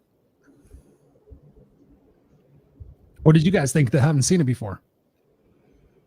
Had you seen it, JV, or was that the first time for you? You're saying to me? Yeah. Have you seen it? No, but it was really interesting. So I didn't just live at a Buddhist monastery. I also lived at Esalen, who you might know, on the Big Sur coast. And there was a man, John Soper. And John Soper was, and I was doing work study, so you'd be in this group for a month. It's the only way you could do that. And this was he was the last person at Esalen that was running groups the original way. And the original way was tough as nails. So he only had one rule. You could not threaten or cause physical harm. Now we're done with the rules. So after a couple of weeks, I left the group and had a meeting with him and told him what a horrible therapist he was and all this, and that he ought to be banned from the whole place because, of course, he had gotten to me. So then I was going to these Gestalt, group things, and I volunteered. And so if you've ever done Gestalt, you're in one cushion and the therapist, so to say, is in the other cushion. And so he looks at me. Oh my God, did he have my number? Now, it might be useful to know that I'd gone through 20 friggin' years of one-on-one therapy, over $100,000, and I had played this same game with everyone masterfully, right? I just manipulated them all. So he looks at me and he goes, and I said, "You're a horrible therapist." And he goes, "Okay, so let's switch cushions." So we switched cushion. I thought, "Oh my God, I got him now." So he looks at me and he goes, "So now what do we do?" Fortunately, I wasn't too slow to the punch. I looked at him and I said, "Oh, fuck, you got me. Let's just switch back." Right. And then I wouldn't go back to the group, and he says, "I think you can, you just won't." And then I said, "Fuck it, I'll go back to the group." Now, what's important is I had never left anything in my life and gone back. That was one of my games. And it was the same exact thing as what we just watched, is that he called me on it. Fortunately, I didn't take months to figure out what he was saying. And I stopped it immediately and went back to the group that night. My whole life changed. And he died the next year, 62. And I set up a 10-year fund where I funded for people to go to Esalen and do their work, because I said no one should not be able to heal because they can't pay for it. Wow. It's hard enough to do the healing work, much less not having the money to pay for it. And I just paid for people to go in his name, because he had made that kind of a profound, he just told me to stop it. And I finally heard it and stopped. It was exactly what we just saw. It changed my whole life. I think there's a tendency for people to think that the answers are more complex than they often are. It really was just stop it. That was right. all, and that's all it was. We've all heard the saying, hide in plain sight. Yep. I think that the coaching stop it is one of those things that is out there hiding in plain sight, that it is that simple. And they're going, well, come on. I mean, tell me more. No, there is no more. There is no more. Just stop it. And while we laugh at it, one of the reasons I think that clip is so enjoyable is because it's also quite profound. You know, and she had all these horrifying freeze frames of her beingness that she was clinging tightly to. So she was affiliating with bulimia. She had gone ahead and labeled herself bulimic, right? And I think, I mean, this opens up a whole new discussion of, if you're going to label yourself, if you're going to do that, do it because it's true, not because it's been true. Ooh, because it's true and not because it's been true. That's correct. That. So one of the things that I help people with about living in present time is beginning to refer to that which you're ready to release in past tense and quit saying. So for example, a simple catchphrase, the simple catchphrase of, and it is self-deprecating and it is infectious. It is widespread. The line, I suck at that. Really? So let me ask you this. How are you going to not suck if you suck? So the declaration in the now, the power of the I am, I suck at that. And the coaching says you can't stop sucking as long as you declare yourself to suck. So the replacement phrase that I teach actors and just people in general is to say the same thing, but now you can part with it to say, I've sucked at that in the past. Yep. Right? I've sucked, past, ED added to it. It's still showing ownership, but it's also not polluting today's ability to give you its gift of newness. Every new day desires a brand new you to meet it face to face. In the morning, I love for the day to create who I am. And I'm not interested in yesterday dictating who I am. And I think that this is rampant in our world, is when yesterday dictates who someone is. And it's all at choice. So I think one of the greatest pieces of education we can bestow upon people is we are always at choice. And while you may not choose everything that occurs, you're certainly at choice, without a doubt, as to how you feel about it. Whatever the it is, you're always at choice to decide, now what, cowboy? Now what? What are you going to do with this scenario? And that's such a beautiful jumping off point, Glenn, because one of the things I prescribe to Oh, people. is the show beginning just now, Chris, at the hour 44 mark? Yes. That's the thing I love about you, Glenn, is we get on these things and we can go for 2 or 3 hours because we just get deep into thought. And for me, it's an education. This is like class with Glenn. I love this. That's why I invited you to be on, because I was like, okay, I got JV and Glenn and Scott. Like, holy shit, I got the powerhouse team that can help me still continue to evolve. Because when you think about what you just said, Glenn, for those of you guys out there who have not read Man's Search for Meaning by Viktor Frankl, I mean, have you guys read that? Not only that, but I had the honor when I was doing my graduate work in psychology in LA. I found out that he was speaking at a synagogue. I, of course, read his book in high school, and I got to go hear Viktor Frankl speak. No way. Such an honor, just to be there. So for the people, so JV, for the people who are listening, explain what that book is about and explain why it's so important that people grasp that concept of the fact that nobody can make you think anything that you don't want to think. That's so powerful. Like, oh, you hurt my feelings or you made me feel this way. Talk to people about the power of that since you got to meet him. Yeah. So, and the context is he was in a, concentration camp, and really it's simple. I mean, I think Glenn would probably put it the simplest, maybe. And it was just that he chose and took power over his situation, even though everything external to him was different than what he chose. And that's how he kept his sanity, and that's how he kept alive. Well, you say it so nicely, but the fact that what he was put through, when you read that book and you read all the horrific shit that he went through and the things he was trying to do for everybody else, and he said, they cannot take that away from me. They cannot take my decision that I'm going to get through this and I'm going to see my family again. They can break me. They can starve me. They can beat me, but they can't take away my ability to choose my decision about how I'm going to be in this moment. Right. That's the miraculous part of it, because when I read that, I was like, holy shit, I don't have to be in the opinion of other people. I don't have to be in the victim of who I was when I was 5 years old. That's my choice. My choice is to sit here and say, am I a victor or am I a victim? Am I going to let the situation that I'm going through right now define me and break me down, or is it going to build me up and make me stronger? That's the point of the show, is to help inspire people to have that, whatever the new normal is. The new normal is change. The new normal is adaptability. The new normal is constant evolution. Every time we wake up, and not to be religious or anything, but every time we wake up and we open our eyes, we have the ability to choose what our day is. And my coach, Sally, had said, listen, Chris, when you wake up, before you do anything else, just go into 10 minutes of gratitude.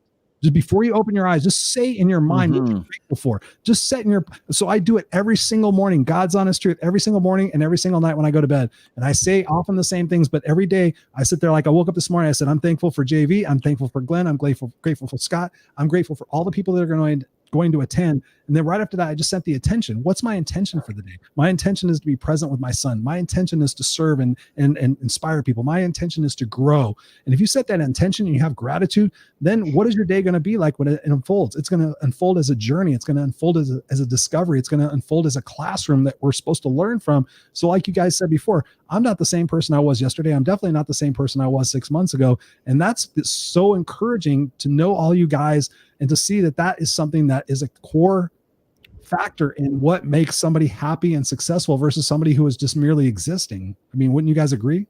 Yes. Totally. 100. I think, first of all, Chris, inviting someone to let go of the blame game. Oh, yes. Is not an easy task for most people, to shift out of blame into ownership. And I think so much about the creation of the life you desire starts with the end in mind. This is not my concept, by the way. This is an ancient concept. I happen to just be one of its subscribers. I agree with it and have used it very effectively in my life to go with the intended outcome or vision and then work backward from there. Because here's the deal. Once you get clear on what you want most, and if you can indulge me, you guys will so appreciate this whisper that spoke to me many years ago, and I wrote it down, which is that there are 4 levels to decision making, and it's not one of my long-winded lessons. It's a very simple one, but I think that people can greatly benefit from this. And in general, decision making seems to be challenging for a lot of people, and I think that it just helps. And that is, I think we were misled. And it started really a long time ago, but from my generation, I mean, I was born in 59, And where we really heard it was in the 70s, when a guy smoking a joint would walk up and go, dude, it's all about doing what you want, man. You got to do what you want. Right. And so that's level one of decision making. And we've kind of had an overcorrection in our world where there is this mad rush to doing what we want without any awareness of how problematic that can be. This will make more sense in about 2 minutes, what I'm saying. I think that is the very ground floor. That's probably even the basement of decision making. And that it goes up from there to level 2, which is, what do you want most? Which is very different from what do you want. And all you have to do to know that difference is put what you want side by side with what you want most. And you'll see that when they are adjacent to one another. Chris, have you ever been to Australia? Yes, actually, Sydney. Yep. Okay. Give me a country you've not been to before that you've always wanted to go to. India. India. So would you like India more, a visit to India, or your ongoing health? My ongoing health. Yeah. I mean, it's not a trick question. And that is not to say that going to India is unimportant, but when we butt those two questions up side by side, I think you would agree that your desire to remain healthy exceeds your desire to go to India. Are you with me so far? Absolutely. Okay. So now we go up to level 3, and now we're into some really powerful decision-making skills, which is, what outcome do I want most? What outcome do I want? And that's not what do I want. That's what outcome do I want. Yeah. Because now we're being mature enough spiritually to recognize that we live in a choice, consequence, cause, and effect world. And so for every choice, there will undeniably be a consequence. No matter how large or small, it's still there. We don't live in a consequenceless world.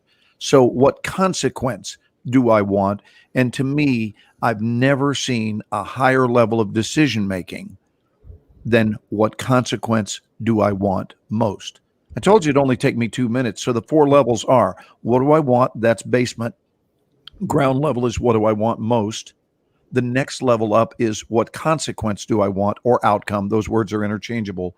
And then the top floor is, what consequence do I want most? So think about how many things would go away, poor decisions even, if the original visitation with the concept started in, let's start with the outcome I desire most for the entirety of my life. Yes. Before I start yearning for this and yearning for that, what is the overall vision for my visit here? I outswam 500 million sperm to get here. I must have had a plan in mind. I clearly had the desire to be incarnated and to express. So what is the overview of my life? And then from that template, that now tells me how to behave in today's world relative to producing that satisfying outcome. We have to have a game plan. No vision equals failure. You have to have a vision, because your vision will clarify whether or not the current choices we are making are either congruent or incongruent with producing that outcome. Life follows recipes. I don't know why this seems to be a far-fetched concept for people to grasp. If someone says, I don't understand why my life looks this way, my answer is always the same, because that's the recipe you've used. Yes. That's why it looks that way. Right? So if you're using brownie mix, it doesn't produce lemon meringue pie. And if you're sitting there looking at the brownies cooking in your oven and you're going, man, I just hope this comes out as lemon meringue pie. In fact, I really wish that it would. In fact, I'm going to take it to the highest level and I'm going to pray that it becomes it. And what's happening is God is tapping on the universal microphone going, change what's in the oven. Yep. Hello. I don't specialize in turning brownies into lemon meringue pie. If you don't want to eat brownies, open the oven now, put on a mitt, pull that out, and put lemon meringue pie in there, and that's how we will cook lemon meringue pie. But this endless hoping, wishing, and wanting for an outcome that is completely incongruent with the recipe that is being used is nothing short of insanity. And I don't know how it has managed to bypass every firewall generationally. How has it managed? Why my point? Now, this is real passion, gentlemen. Chris knows this about me. You guys may not. Mhm. But my biggest question is, how is this still around? We didn't just arrive here on the earth a few years ago. We've been around a very long time. Plenty of time to evolve, kids. Plenty of time. So what have we been doing down here, wasting time that has gotten in the way of our own understandings of having a harmonious relationship with the laws that govern this world? There are immutable laws that are in play. When we board the bus of immutable law, we fare very well. And when we try to oppose it or act like it's not here, or think we can implement the use of any recipe and get whatever outcome we want, I don't know. Seems like we should have stopped believing in that millions of years ago, if not, it's certainly thousands of years ago. So I guess let me condense this to one question. Why aren't we any smarter than we are as a human race? I think it's inexcusable. The brain that man was given, good God, people used to look and say, well, I know this much. I know we don't fly. I know we don't fly. We never have flown. We don't fly, and we never will. And someone went, I disagree with you. Mhm. And all the masses said we never would.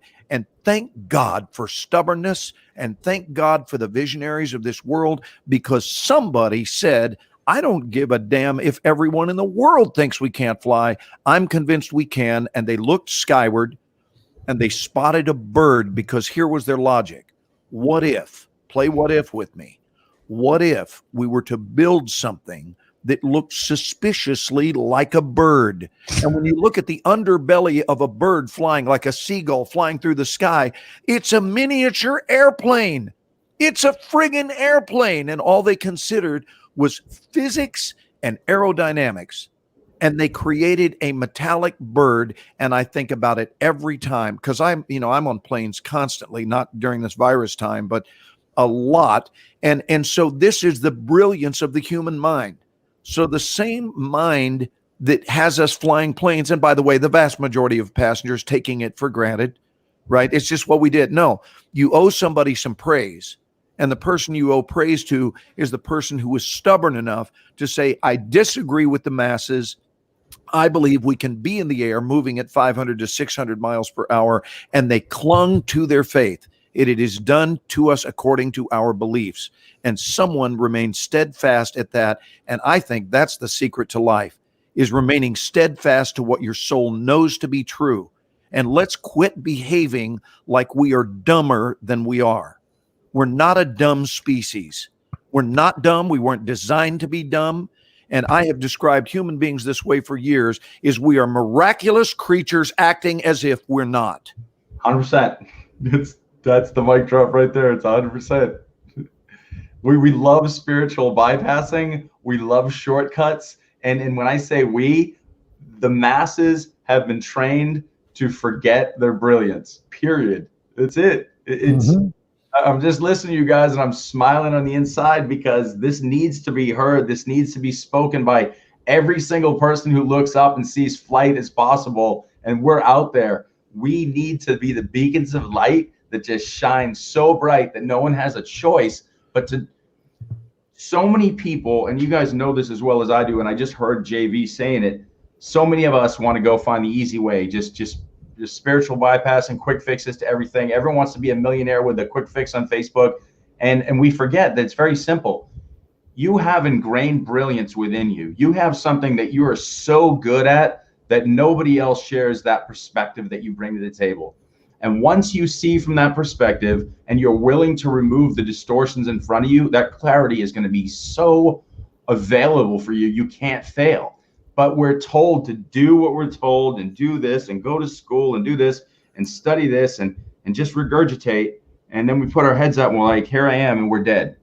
We never looked for that outcome. We never looked at our death. Regrets. What's that? I said you forgot the regrets before you're dead.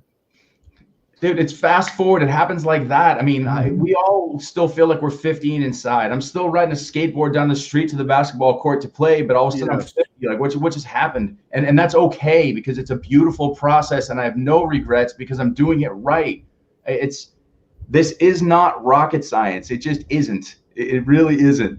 We are all brilliant. We are creators. We have all the capacity to build whatever we want, and we've allowed these limitations, these fictitious limitations, to enslave us to work for that 3% we talked about earlier and just do what everyone tells us to do while they're just doing what they want. The Elon Musk show up, the people who show up who are just amazing and, creators, that can be all of us. There's no difference between us and him at all. And so Scott, the $100 million question, my brother, why? The why? You're saying that we do this and we do this and we do the shortcuts and we do this. And I agree with you, but only 100%.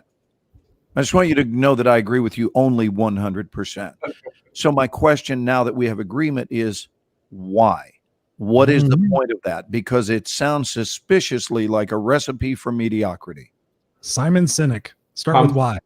Comfort and uncertainty. And we say the same things repeatedly. Right now, okay, the universe, you guys said it, the universe is shaking us up and put us into a place where we've got to think and we've got to take a stand. Do we go to uncertainty, or do we run back to the assumed normal, the assumed comfort? Human nature is ready to ascend to something bigger. We are very ready to remember who we are, creator. And so it's a very scary time as all these emotions are coming up. Yes. And they're surfacing. I believe that slavery feels better than saying, I've created this and I'm going to make a more beautiful existence now. Flight, I mean, we can go on and on. It's endless. We are scared shitless of what we are. That's my opinion.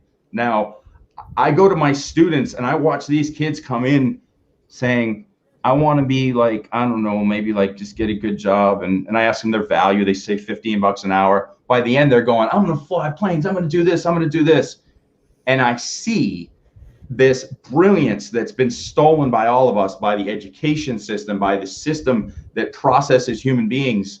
And our identities are not built by ourselves. You said this, Glenn. You nailed this point. We have our identities built by somebody else, 0 to 5 years old. Don't do this. Our wills are shattered. Don't do this. Don't do this. Don't do this. Stop playing with this. Don't do this. Don't do this. Don't do this. Don't do this. Chris is dealing with it right now with a 3-year-old. It's very hard not to do the don'ts all day long. Oh, Jesus. It's very hard. So horrible. We've literally been built into the system. We've got an educational system. Stand in line. Do this. Don't do this. Glenn, are you smart? Go take AP classes. Spend more time working. Oh, if you're smart and you're strong, you should be an athlete. Do this. Do this. Do this. Here's a trophy for you because you're a badass. And then we give them to the groups, and then we make fun of the groups because we say it's an individual thing. We've created this individuality for so long that it's you go bust your ass, and we give the illusion that it's for you to be something amazing. They're making you the best slave possible. A CEO is not a badass. A CEO just makes a ton more than the other slaves. I mean, I don't know what the term was. Wasn't it house something or another way back when? That's what the CEO is. They're the slave who gets to move into the house. This is ridiculous that what we've let happen. Our brilliance in this time is about to surface. I promise you. I see students who are 18, 19, and 20-year-old kids who are multiple ethnicities, and people are saying they're not that smart. They didn't do well in school. They're a C student. And I watch their spirit come alive, and I start to recognize their brilliance. More teachers start to say, unlearn the bullshit, and let's start to learn the truth about your brilliance. We can sit back, and that's what I love. I love teaching the kids because everybody here is roughly 50 years old. Whoever's closest to source has the least amount of identity and trash and lies to break down. So a 5-year-old or a 3-year-old by default has the potential to be more intelligent than us because we're unlearning everything while we're having to get in this headspace and figure out, whoa, why did I think that? Yeah, they have less crust on them. Yes. Societal crust. Yes, that's why I started Go Love Now for kids originally. You know what happened? The kids were coming to me going, I'm ready. I want to make a change. Here's what happens. The teachers are going, He's making me uncomfortable. He made the kids cry. They're showing emotions. They're talking about suicide. They're scared. I'm like, they were always that. They just didn't speak it. They're shaking that crust off. They're about to become everything you always wanted to be, and you want to put them back in their box so we can go back to normal, which is zero growth bullshit. And so that is not going to happen anymore. I mean, I'm going to tell you this right now. My legacy will be very simple. Go Love Now will stand its own. I'll be dead. I could care less if anybody remembers my name, but the principles that have been built underneath this will live on, and those kids will be our leaders of tomorrow. We're going to be okay. JV is 100% correct. The worst is yet to come. We're going to have to shake it out with the crust from the middle-aged people and beyond who are still trying to lead the kids. The kids are going to step up. They're going to find a sense of clarity with all the old paradigms broken down, and we will be okay. But for us, if we can be beacons and remove some of our crust and help guide them and just hand that off to them, that's going to be crucial. And so listening to JV's comment, I'm going to take this and make this spiritual, and I'm going to make millionaires who are doing it for the right reasons. That's, you have no idea, like my energy. Ask Chris, I was feeling like shit earlier. I didn't even have a bad day. I'm listening to you guys and I'm just filled up. Now I'm not gonna be able to sleep, so I'm gonna be taking my dog for a walk at 3 a.m. But that's cool. That's all right. Good. I'll be up. We'll be walking together. I'll go to the post office, all of that. But yeah, so Glenn, yes, the why is this system has entrenched people and disillusioned them about who we are, and we're about to make that shift. This is the universe talking to us to make that shift. I 100% believe that. I've just been forever puzzled by the addiction to being less. What is with the addiction to being less than we were designed to be? It's the great curiosity. I mean, I'm terribly curious every day of my life. And that curiosity is what drives me, is to how great can this ever so brief dance be? Yeah. And I got to tell you, what I found out is it can be really, really a blast. Yes, it can. And very, very, above all, you know what? Even when it's hard, even when it's very, very difficult, life never on a single day of my 61 years has ceased to be interesting. I mean, life's just always interesting. Yeah. And when we are willing explorers of it, it's like, what's available today? What can be experienced today? What shift is available? What deeper dive is available to me today? And how can I play the role of a facilitator for someone else's deep dive? And that's something I've been called to do since I was a kid. I've known, being an actor, that's what I do. It's not who I am. There's a great saying in metaphysics, and I don't know if you guys have heard it. Chris may have heard it because I quote it often, and I picked it up when I was a teenager, and the saying is this: we are not what we do. For if we are what we do, when we don't, we're not. Yep. I'm going to say it one more time. We are not what we do, because there may be people who want to write this down. We are not what we do. For if we are what we do, when we don't, we're not. So if I associate and define myself by being an actor, no, that's just what I do. That's not who I am. And right now, if I say I am an actor and that's what I associate with, then right now I'm shit out of luck, because I'm unemployed. So I'm not acting, which means what? I'm not? Am I now not as a human being because what I do is on hold? So I think it's very, very important that we identify with that which is not fleeting, but things that are a little more permanent. And they're not as subject to the direction the wind blows, where there's, being, I think at the end of the day, most people, I would say all, but maybe that's not true. So I'll give people the benefit of the doubt. But most people want to feel like their dance here on the earth made some kind of difference to somebody.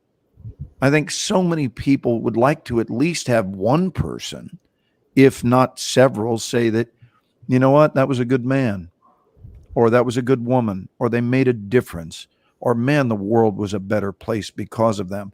And I think this all harkens back to the thing we were taught in the Boy Scouts, which is that we were taught to leave the campsite better off than it was when we got there. Cleaner, better off. In other words, the campsite itself was improved by our visit. What I don't think they knew they were teaching, at least this kid, is that the world would for the rest of my days be my campsite, and that every situation I'm in would be my campsite. Right now, this gathering is my campsite. So when I leave the room, which I'm going to have to do here pretty quickly, Chris, because Ken and I are scheduled to go on together, and I was going to invite him on here, but it's not my show or thing to do. But the point is, I need to be able to walk away knowing unequivocally that my visit to the earth made a difference. And then we can break it down day to day and say, my visit to the earth on May the 8th of 2020 made a difference. And how did I leave the campsite better off? When I go in the morning and I see dishes that are left over in the sink, which we usually don't do because we're very current with that. But one of the reasons we've been married 41 years successfully is that's not her job. The person's job it is the first person on the site. If you arrive and there are dirty dishes, wash them. I changed as many diapers as my wife did. I've done as many loads of laundry. It's not like, no, you're a woman, I'm man, I Tarzan. I have a set of responsibilities. I go into workforce. You make dinner. We don't do that. And so just the whole idea of leaving this moment that we're occupying better off because we were in it. And my question to the audience would be, how do you feel about the world being better off because you're here? And if you don't hold a lofty opinion about your visit, why not drop that opinion tonight? Why not form a new opinion about you having been bestowed upon the earth? And what are you here to do? Because clearly the creatives of the cosmos had something in mind, or you wouldn't be here. That's the whole explanation. The fact that you are here suggests strongly that there's work to be done by you, JV, by you, Scott, by you, Chris, by me. Yep. There's work to be done. And I think we either sign up for that experience and declare our candidacy. That's what I call it, declaring one's candidacy. Are you declaring your candidacy to fulfill the very purposes? Because I think it's plural. I don't think it's only one purpose. But are you declaring your candidacy to fully be present in the matter of expressing the purposes for which you were created? Or are you just hanging out to drink a Slurpee until you get liver spots, wrinkles, and then you croak? Oh, I dropped some sperm on the ground along the way too, so I wasn't entirely wasting my life, right? I had a few orgasms, drank a Slurpee, I threw a Frisbee or two, and then I got old, and then I died. That's my legacy. I think we're here for more than that. Oh, hell yeah. Oh yeah. Thank you, Glenn. I think, based on the fact of what we shared here, let's each go through. I think, Glenn, you just did a great job of like culminating a lot of what it is that we're going through, and that a lot of what we need to think about after the show ends for all of us. And I think that's a perpetual journey that we're all on. But what would you guys say as your closing remarks to round out this amazing session? I know we've had so many amazing comments going on here, and we've impacted so many lives. And I'm so grateful for you guys all being a part of my journey. I think Joe just said it. He says, your presence and friendship made a difference in my life. I could say that, you know me, Glenn, you know how much I love you. You know how much I appreciate you in my life, the journey that we've been on together over the years and how we intertwine and how we've been doing these things. I'm so grateful for you because you've taught me so much. JV, just knowing you for a short amount of time, being on your show and getting to know you and seeing what a true, brilliant person you are and such a beautiful mind. And the fact that the Conscious Millionaire is there to realize that there's a greater gift and a purpose in what it is that we're doing and we're going after. So thank you for that. May Scott, I ask how you guys met after, but single out Scott here, but when you're done, will you circle back and tell me how you met Scott and how you met JV? Sure. Or I'll let them actually say it. And then Scott, my brother from another mother, your mom's on here. It's so amazing how you just show up and you attract the people in your life that you're supposed to be there based on your openness and receptivity to learning and growing. You guys wouldn't be here if I was sitting there still being the person that I was. So what is it that we can share with the people in our parting comments so we can all go to the bathroom, I'm sure. But how I met Scott. Scott and I are both on the Speaking to the Heart podcast network. We're both show hosts. We both have our shows. And to be absolutely honest and transparent, I was thinking about that, Scott. Maybe you might remember, how did we I know that, we just started doing these things, but it almost isn't even important. It's the fact that we're here now. But JV, I met through a friend of mine, Bashal. He said, JV, you need to know Chris. And JV and I started talking, and JV, we had a Zoom call, and he's like, dude, I like you. I want you on my show. And I'm like, dude. And then we did his show, and we've gotten to know each other personally. And I was like, you got to be on this show, because we're just vibing and we're just free falling and just helping people. And then I know I could just see the brilliance and the heart that he has and he brings to the table. And so just putting the four of us together was just like a dream team. And I'm so thankful for you guys spending the time here, but I know that we are going to be respectful for everybody else's time. So what is that you would like to share and in our closing comments? But thank you so much for being here, guys. I mean, it's been massive. I'm going to go back and watch this, because there's been so much impact and so much, and I keep going back to transparency and everything else, but that's how we learn and that's how we grow. So I hope you guys that are watching this and listening to this, either live or on the replay, you're taking it to heart that we've all been on that journey. We're all on that journey, and we wake up every day excited about the uncertainty that's unfolding in front of us, not the unpredictability, not the fact that we can't predict it, but life is unfolding in front of us. And I think JV said it perfectly. Shit's going to get crazy. So it's going to be about our resiliency. It's going to be about the collaborative efforts of what we can do in these times. So I'll just leave it to you guys and shut up, because I can talk forever. JV, what do you got? Well, what I have is, and may take Chris doing this, but Scott and Glenn, I'd like to have you on my show. And September 16th, Glenn, so I do a 6-day-a-week show. I got to be a slacker. It was 7. And I think I have about 2,200 episodes. So we start 7th season on September 16th. Wow. And I kind of do this like I was doing a television show or something, right? So I'm evolving. And so I'm not recording for the 7th season until June. I'm not recording at all in May, because I'm just so far ahead. I need 6 shows to finish the season. And so I'm reinventing the show. The last couple of seasons, I've reinvented it every season. It's like, you've done that show. I can't do that show anymore. Gotta reinvent this. So I'm reinventing it along having much more strongly blatant, I guess would be the right word, spiritual themes to it. Much more about how we're all going to win together in this world. And I have literally in the last 2 weeks turned down everybody who I get pitched left and right, who asked to be on the show, not because they weren't nice people, but because I go, I'm evolving and I don't think you're going to fit this next version, even though I don't know what the next version is. So I know both of you will. I can't tell you what the next version of the show is. But by June, I will have probably figured it out so I can start recording it. But I know I'd like to have both of you on it, and that maybe the theme of the next season is having conscious conversations.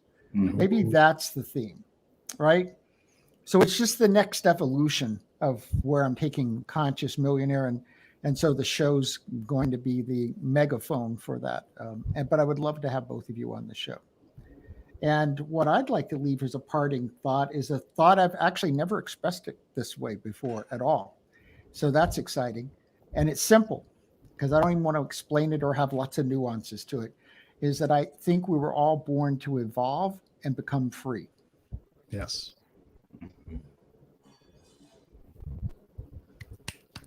Mic drop. Who would like to go next? I'm just enjoying that feeling that accompanied that message. I would totally agree. That silence said more than all the words we've said the whole time. I was just like, yes. Thank you, JV, for saying that and sharing that. I would close tonight, or at least this show tonight. I'm going to go do another one with the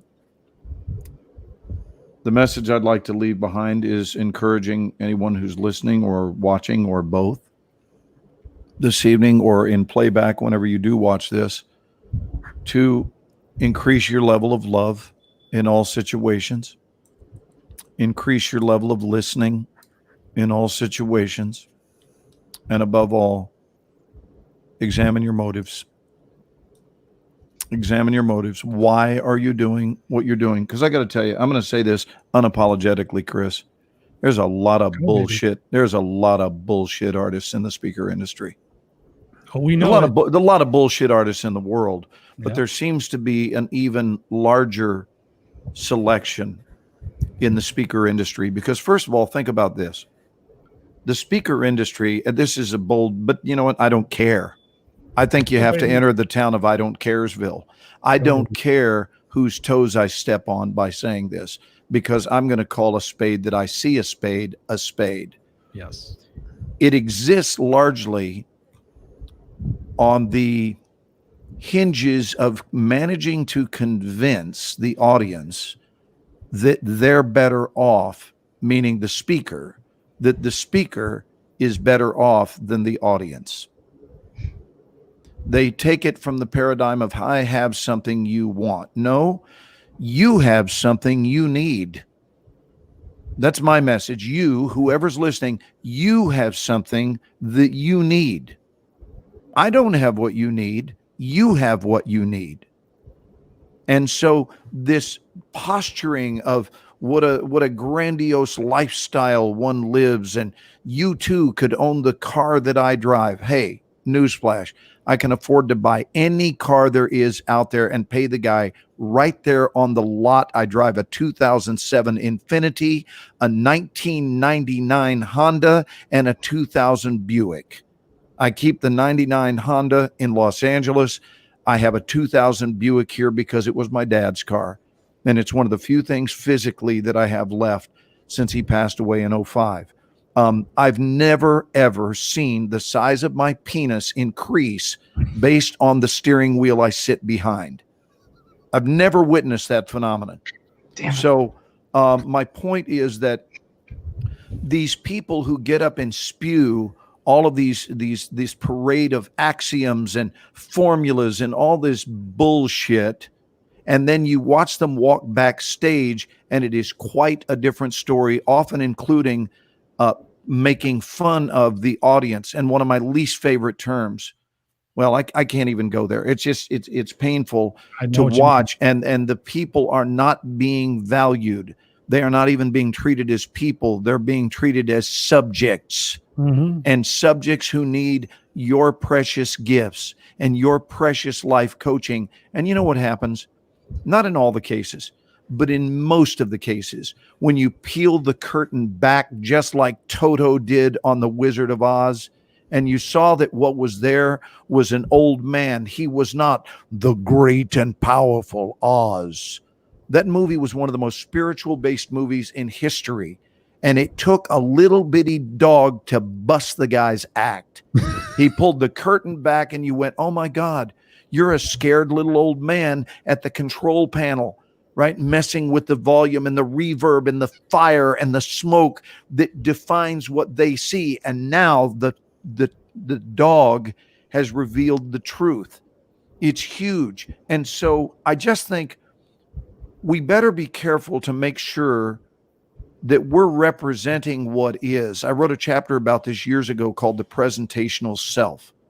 And it's so interesting to watch. People meet not who they are, but versions of themselves that are based on who they think you want them to be. Mm-hmm. So people meet under the auspices of inauthenticity. So they're not being who they are. They formulated a thing that will get you to purchase the product. Right. And it's no different than a used car salesman. He never points out the shitty things about the car. They don't do that. They overlook that and talk about its attributes and get you to purchase the product. Humans are no different. So they sell you heavily on what's great about them. And then in no time at all, little Toto pulls the curtain back and you realize that a bullshit artist was selling you on a way of life that was really not so for them. Yeah. And so we have terms like manipulation and control and power and all of this. And here's what I believe. I'll close with this. I think if you really do not intend love, if love is not what is driving your every move, we have a saying in the South, and the saying is you're cruising for a bruising. And all I mean is life is going to find a way to shut your shit down. And when that occurs, it will be well-deserved. It will be well-deserved. I'm not going to say I applaud it, but I certainly understand when someone who has been bullshitting people for a very long time, when everything collapses. And I think collectively, humankind has been performing a bullshit act on the earth for a while, and now our shit is being shut down. And I think we have to watch whose company we keep for this reason only. You want to be careful not to inherit someone else's karma. I want to say that again. Be careful not to inherit someone else's karma. So if you've got someone who is manipulating people online, and I'm not going to name any names, I'm not going to do that. This is about the lesson. It's not about the person. Sure. But I know these people, and I know several of them by name. So they're doing this online, getting people to subscribe for their training, their precious courses. And the truth is their lives are a mess. Their lives, the coach that's selling the training, their lives are a mess. And if we get in bed with someone whose life is a mess, karmically, we got to watch out because we can kind of inherit their karma. So, for example, do you know that there are certain people whose shows I will not be on? And the reason I won't be on it is because I don't want to identify with their message of bullshit. I happen to admire your message, Chris. Thank you, brother. Very much so. So I'm proud to come be a guest on your show, but I'll say yes to doing, someone asked me recently to do 15 minutes with them. And I said, no. What have we been on? Over 2 hours? So I said no to the 15 minutes, but I'll do 2 hours with you, drop of a hat. And the reason is you don't strike me as someone who's full of shit. You're not a con man. There's no hook. When you deal with Christopher Rausch, there's no hook. So if you're looking for a hook, you're wasting your time, folks, because there isn't a hook. You know what I mean by hook? The catch. What's the catch? What's the message? So I don't know why I felt the need to get that off my chest, but I guess my message is to invite people to look within, because that's where you're going to find your answers. Even Dorothy in The Wizard of Oz said, there's no place like home. That was the catch, right? Is she realized it wasn't about Oz. And they used characters that talked about the heart and the brain. I mean, it's the most incredibly spiritually themed movie ever. And I do a whole talk on what The Wizard of Oz was really trying to teach us. But we got to love each other, and we got to be kind, and we got to pay attention to the yearnings of our soul. And we can't try to manipulate people. We can't try to fool them. You can't try to show them love, because what you really want to do is sell them a product, because you will be brought to your knees if that's your motive. Yeah. And there's nothing wrong with having things monetized, but monetizing something should never be the motive. This is a good thing to close on. It should be the byproduct. 100%. Never the motive. The motive should be love and the genuine interest in being of service to the human race. If you are then subsequently rewarded, then so be it. But if money all along was the goal, your shit deserves to be shut down. Bam. That's why I love you. That's why I love you. That's why I love you. God, I'm losing my voice. Seriously, dude. I'm not a meek man. I do express how I feel, and I think someone has to, because, you know, we can't just always go along with. Why does everyone just decide, oh, you're doing a show, you must be cool? It might be that you're not cool. And it might be that you're solely there to see who can serve your ass. I know a lot of people who are happy to have you come on their show, but the minute the boat needs to row itself the other direction, they show up missing. Oh, yeah. And these are the folks that I do not do business with. I can't play any game other than win-win. Yes. It's the only game I'm up for playing at this point in my life.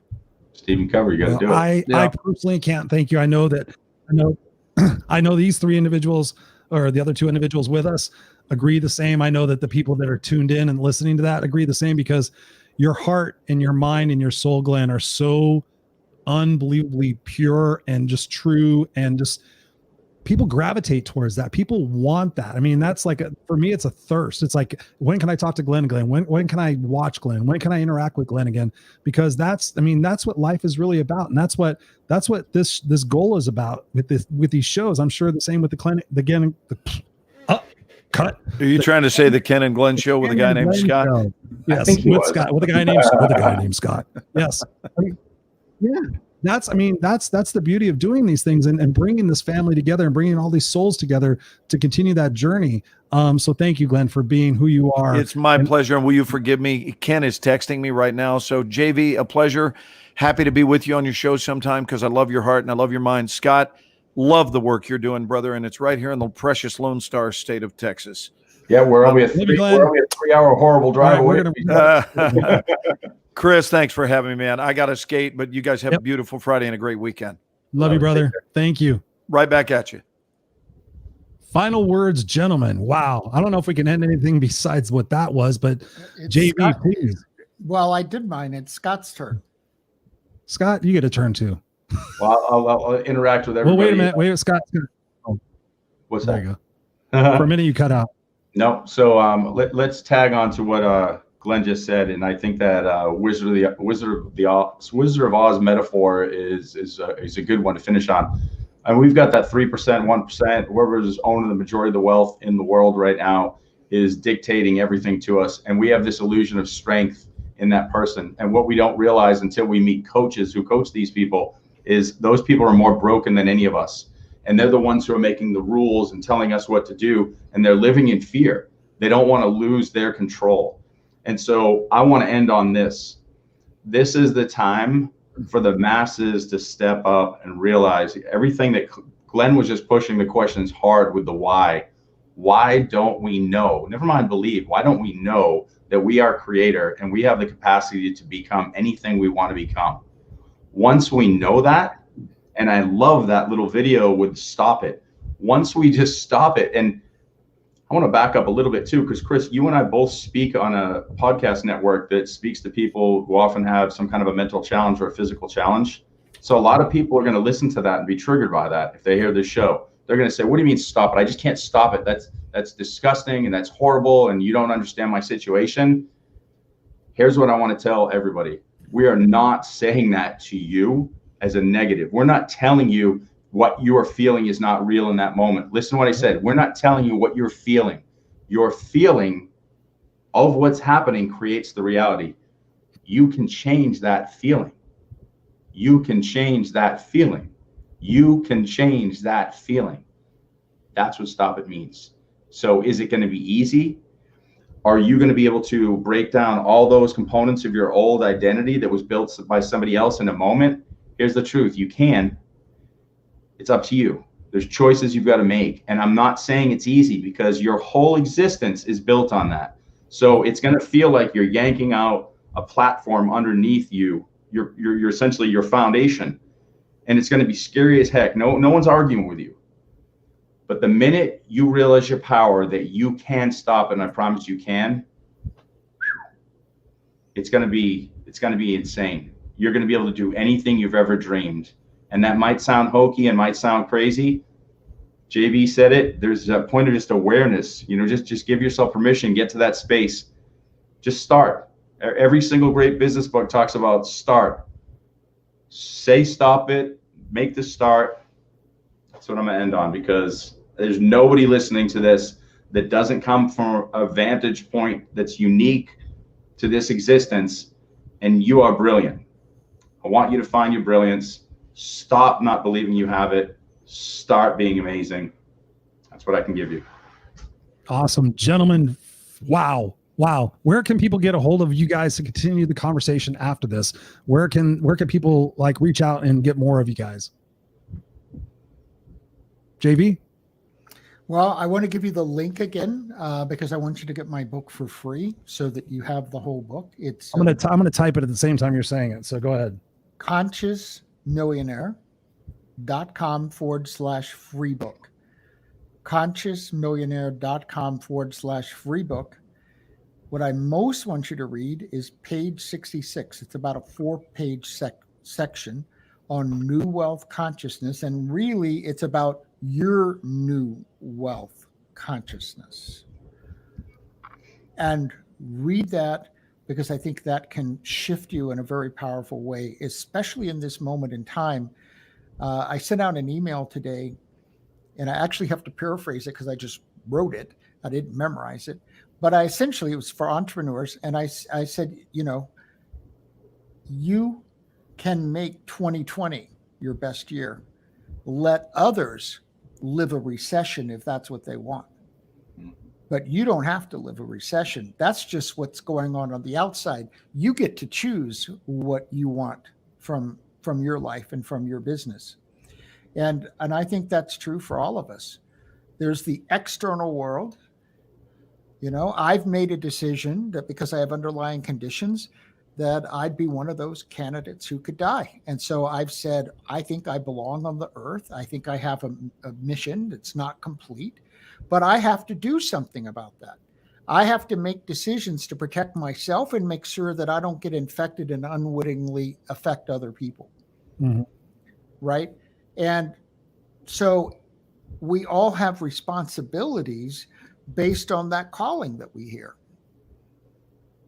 So the calling is called to us, but we have to not only answer it, we have to take responsibility for what do we have to do for that calling to manifest in the world around us for everybody else. Because the calling actually isn't for us. The calling is for who we're called to be in the world and how we affect the world, how we change the world, how we magnify the lives of the people that we come in contact with. That's the calling. How are we called to do that in a specific way? And I think that's what you were talking about, Scott. And so it's consciousmillionaire.com/free book. I'd love for you to have that. And at consciousmillionaire.com, you can find my podcast. And I'd love for you to come and listen to my podcast. We're 6 days a week. And on Saturdays, I think that's tomorrow. It's been a long week, but I think that's going to be tomorrow. I do a solo show. It's only 10 minutes. It's on mindset, and I give you a 24-hour challenge so that you can take and get that mindset that'll allow you to win and be of service to other people, because I think that's why you're on the planet. Thank you, JV. Thank you so much. I mean, such a pleasure to have you and to get to know you even more and to see your brilliance and see your authenticity and see the true passion you have for people and for making situations right. Not being one of those people that Glenn and I know. We've had the privilege of being backstage together and seeing some situations. And it's pretty fucked up. I'll just be honest. So to know you and to know where you come from, it's such a blessing. And to have you on the show and for you to spend this amount of time with us is such a gift. And I'm so thankful for you being here and look forward to more conversations with you. Scott, I have a feeling I know where you're going to tell people to go, but where can people get more of you and your amazing program? Just go to golovenow.com. We're going to be revamping the website. Right now, it's pretty exclusively geared toward bringing youth programs and programs to kids. We're going to start going much more. The vehicle is going to shift to organizational and personal development and keynotes and workshops. So we'll be out there in the world doing a lot of the stuff that JV's talking about. We'll be speaking to businesses, and then eventually we'll get back into schools. But the calling is pretty much for adults right now too. We got to do some work on ourselves. So we'll get out there. And you can go to facebook.com/GoLoveNow, Go Love Now Movement on Instagram, and then /Go Love Now on Twitter. And that's it. And hopefully you guys come visit us and comment and tell us what we're doing right, what we're doing wrong, and what we can do better, because we're all ears. Yes. Yes. And for everybody out there, you guys are still watching, you're listening. Thank you so much for spending your Friday nights with us. Thank you so much for engaging with us. Thank you so much for your comments. Thank you so much for just being who you are. Now it's all up to you guys. We have been here for 2 hours and 38 minutes and 30 seconds, giving you our heart, giving you our experience, giving you our perceptions about where it is that you guys can do from this show and move forward. But again, It's your choice. It's your choice to look back and live in a victim mindset and live in what was, or to wake up tomorrow and say, hey, you know what? I'm going to spend the first 10 minutes and be grateful. What am I grateful for? Then I'm going to spend an extra couple of minutes and just say, what are my intentions for the day? My intentions are to be present with my son. My intentions are to be in a good mood. My intentions are to serve.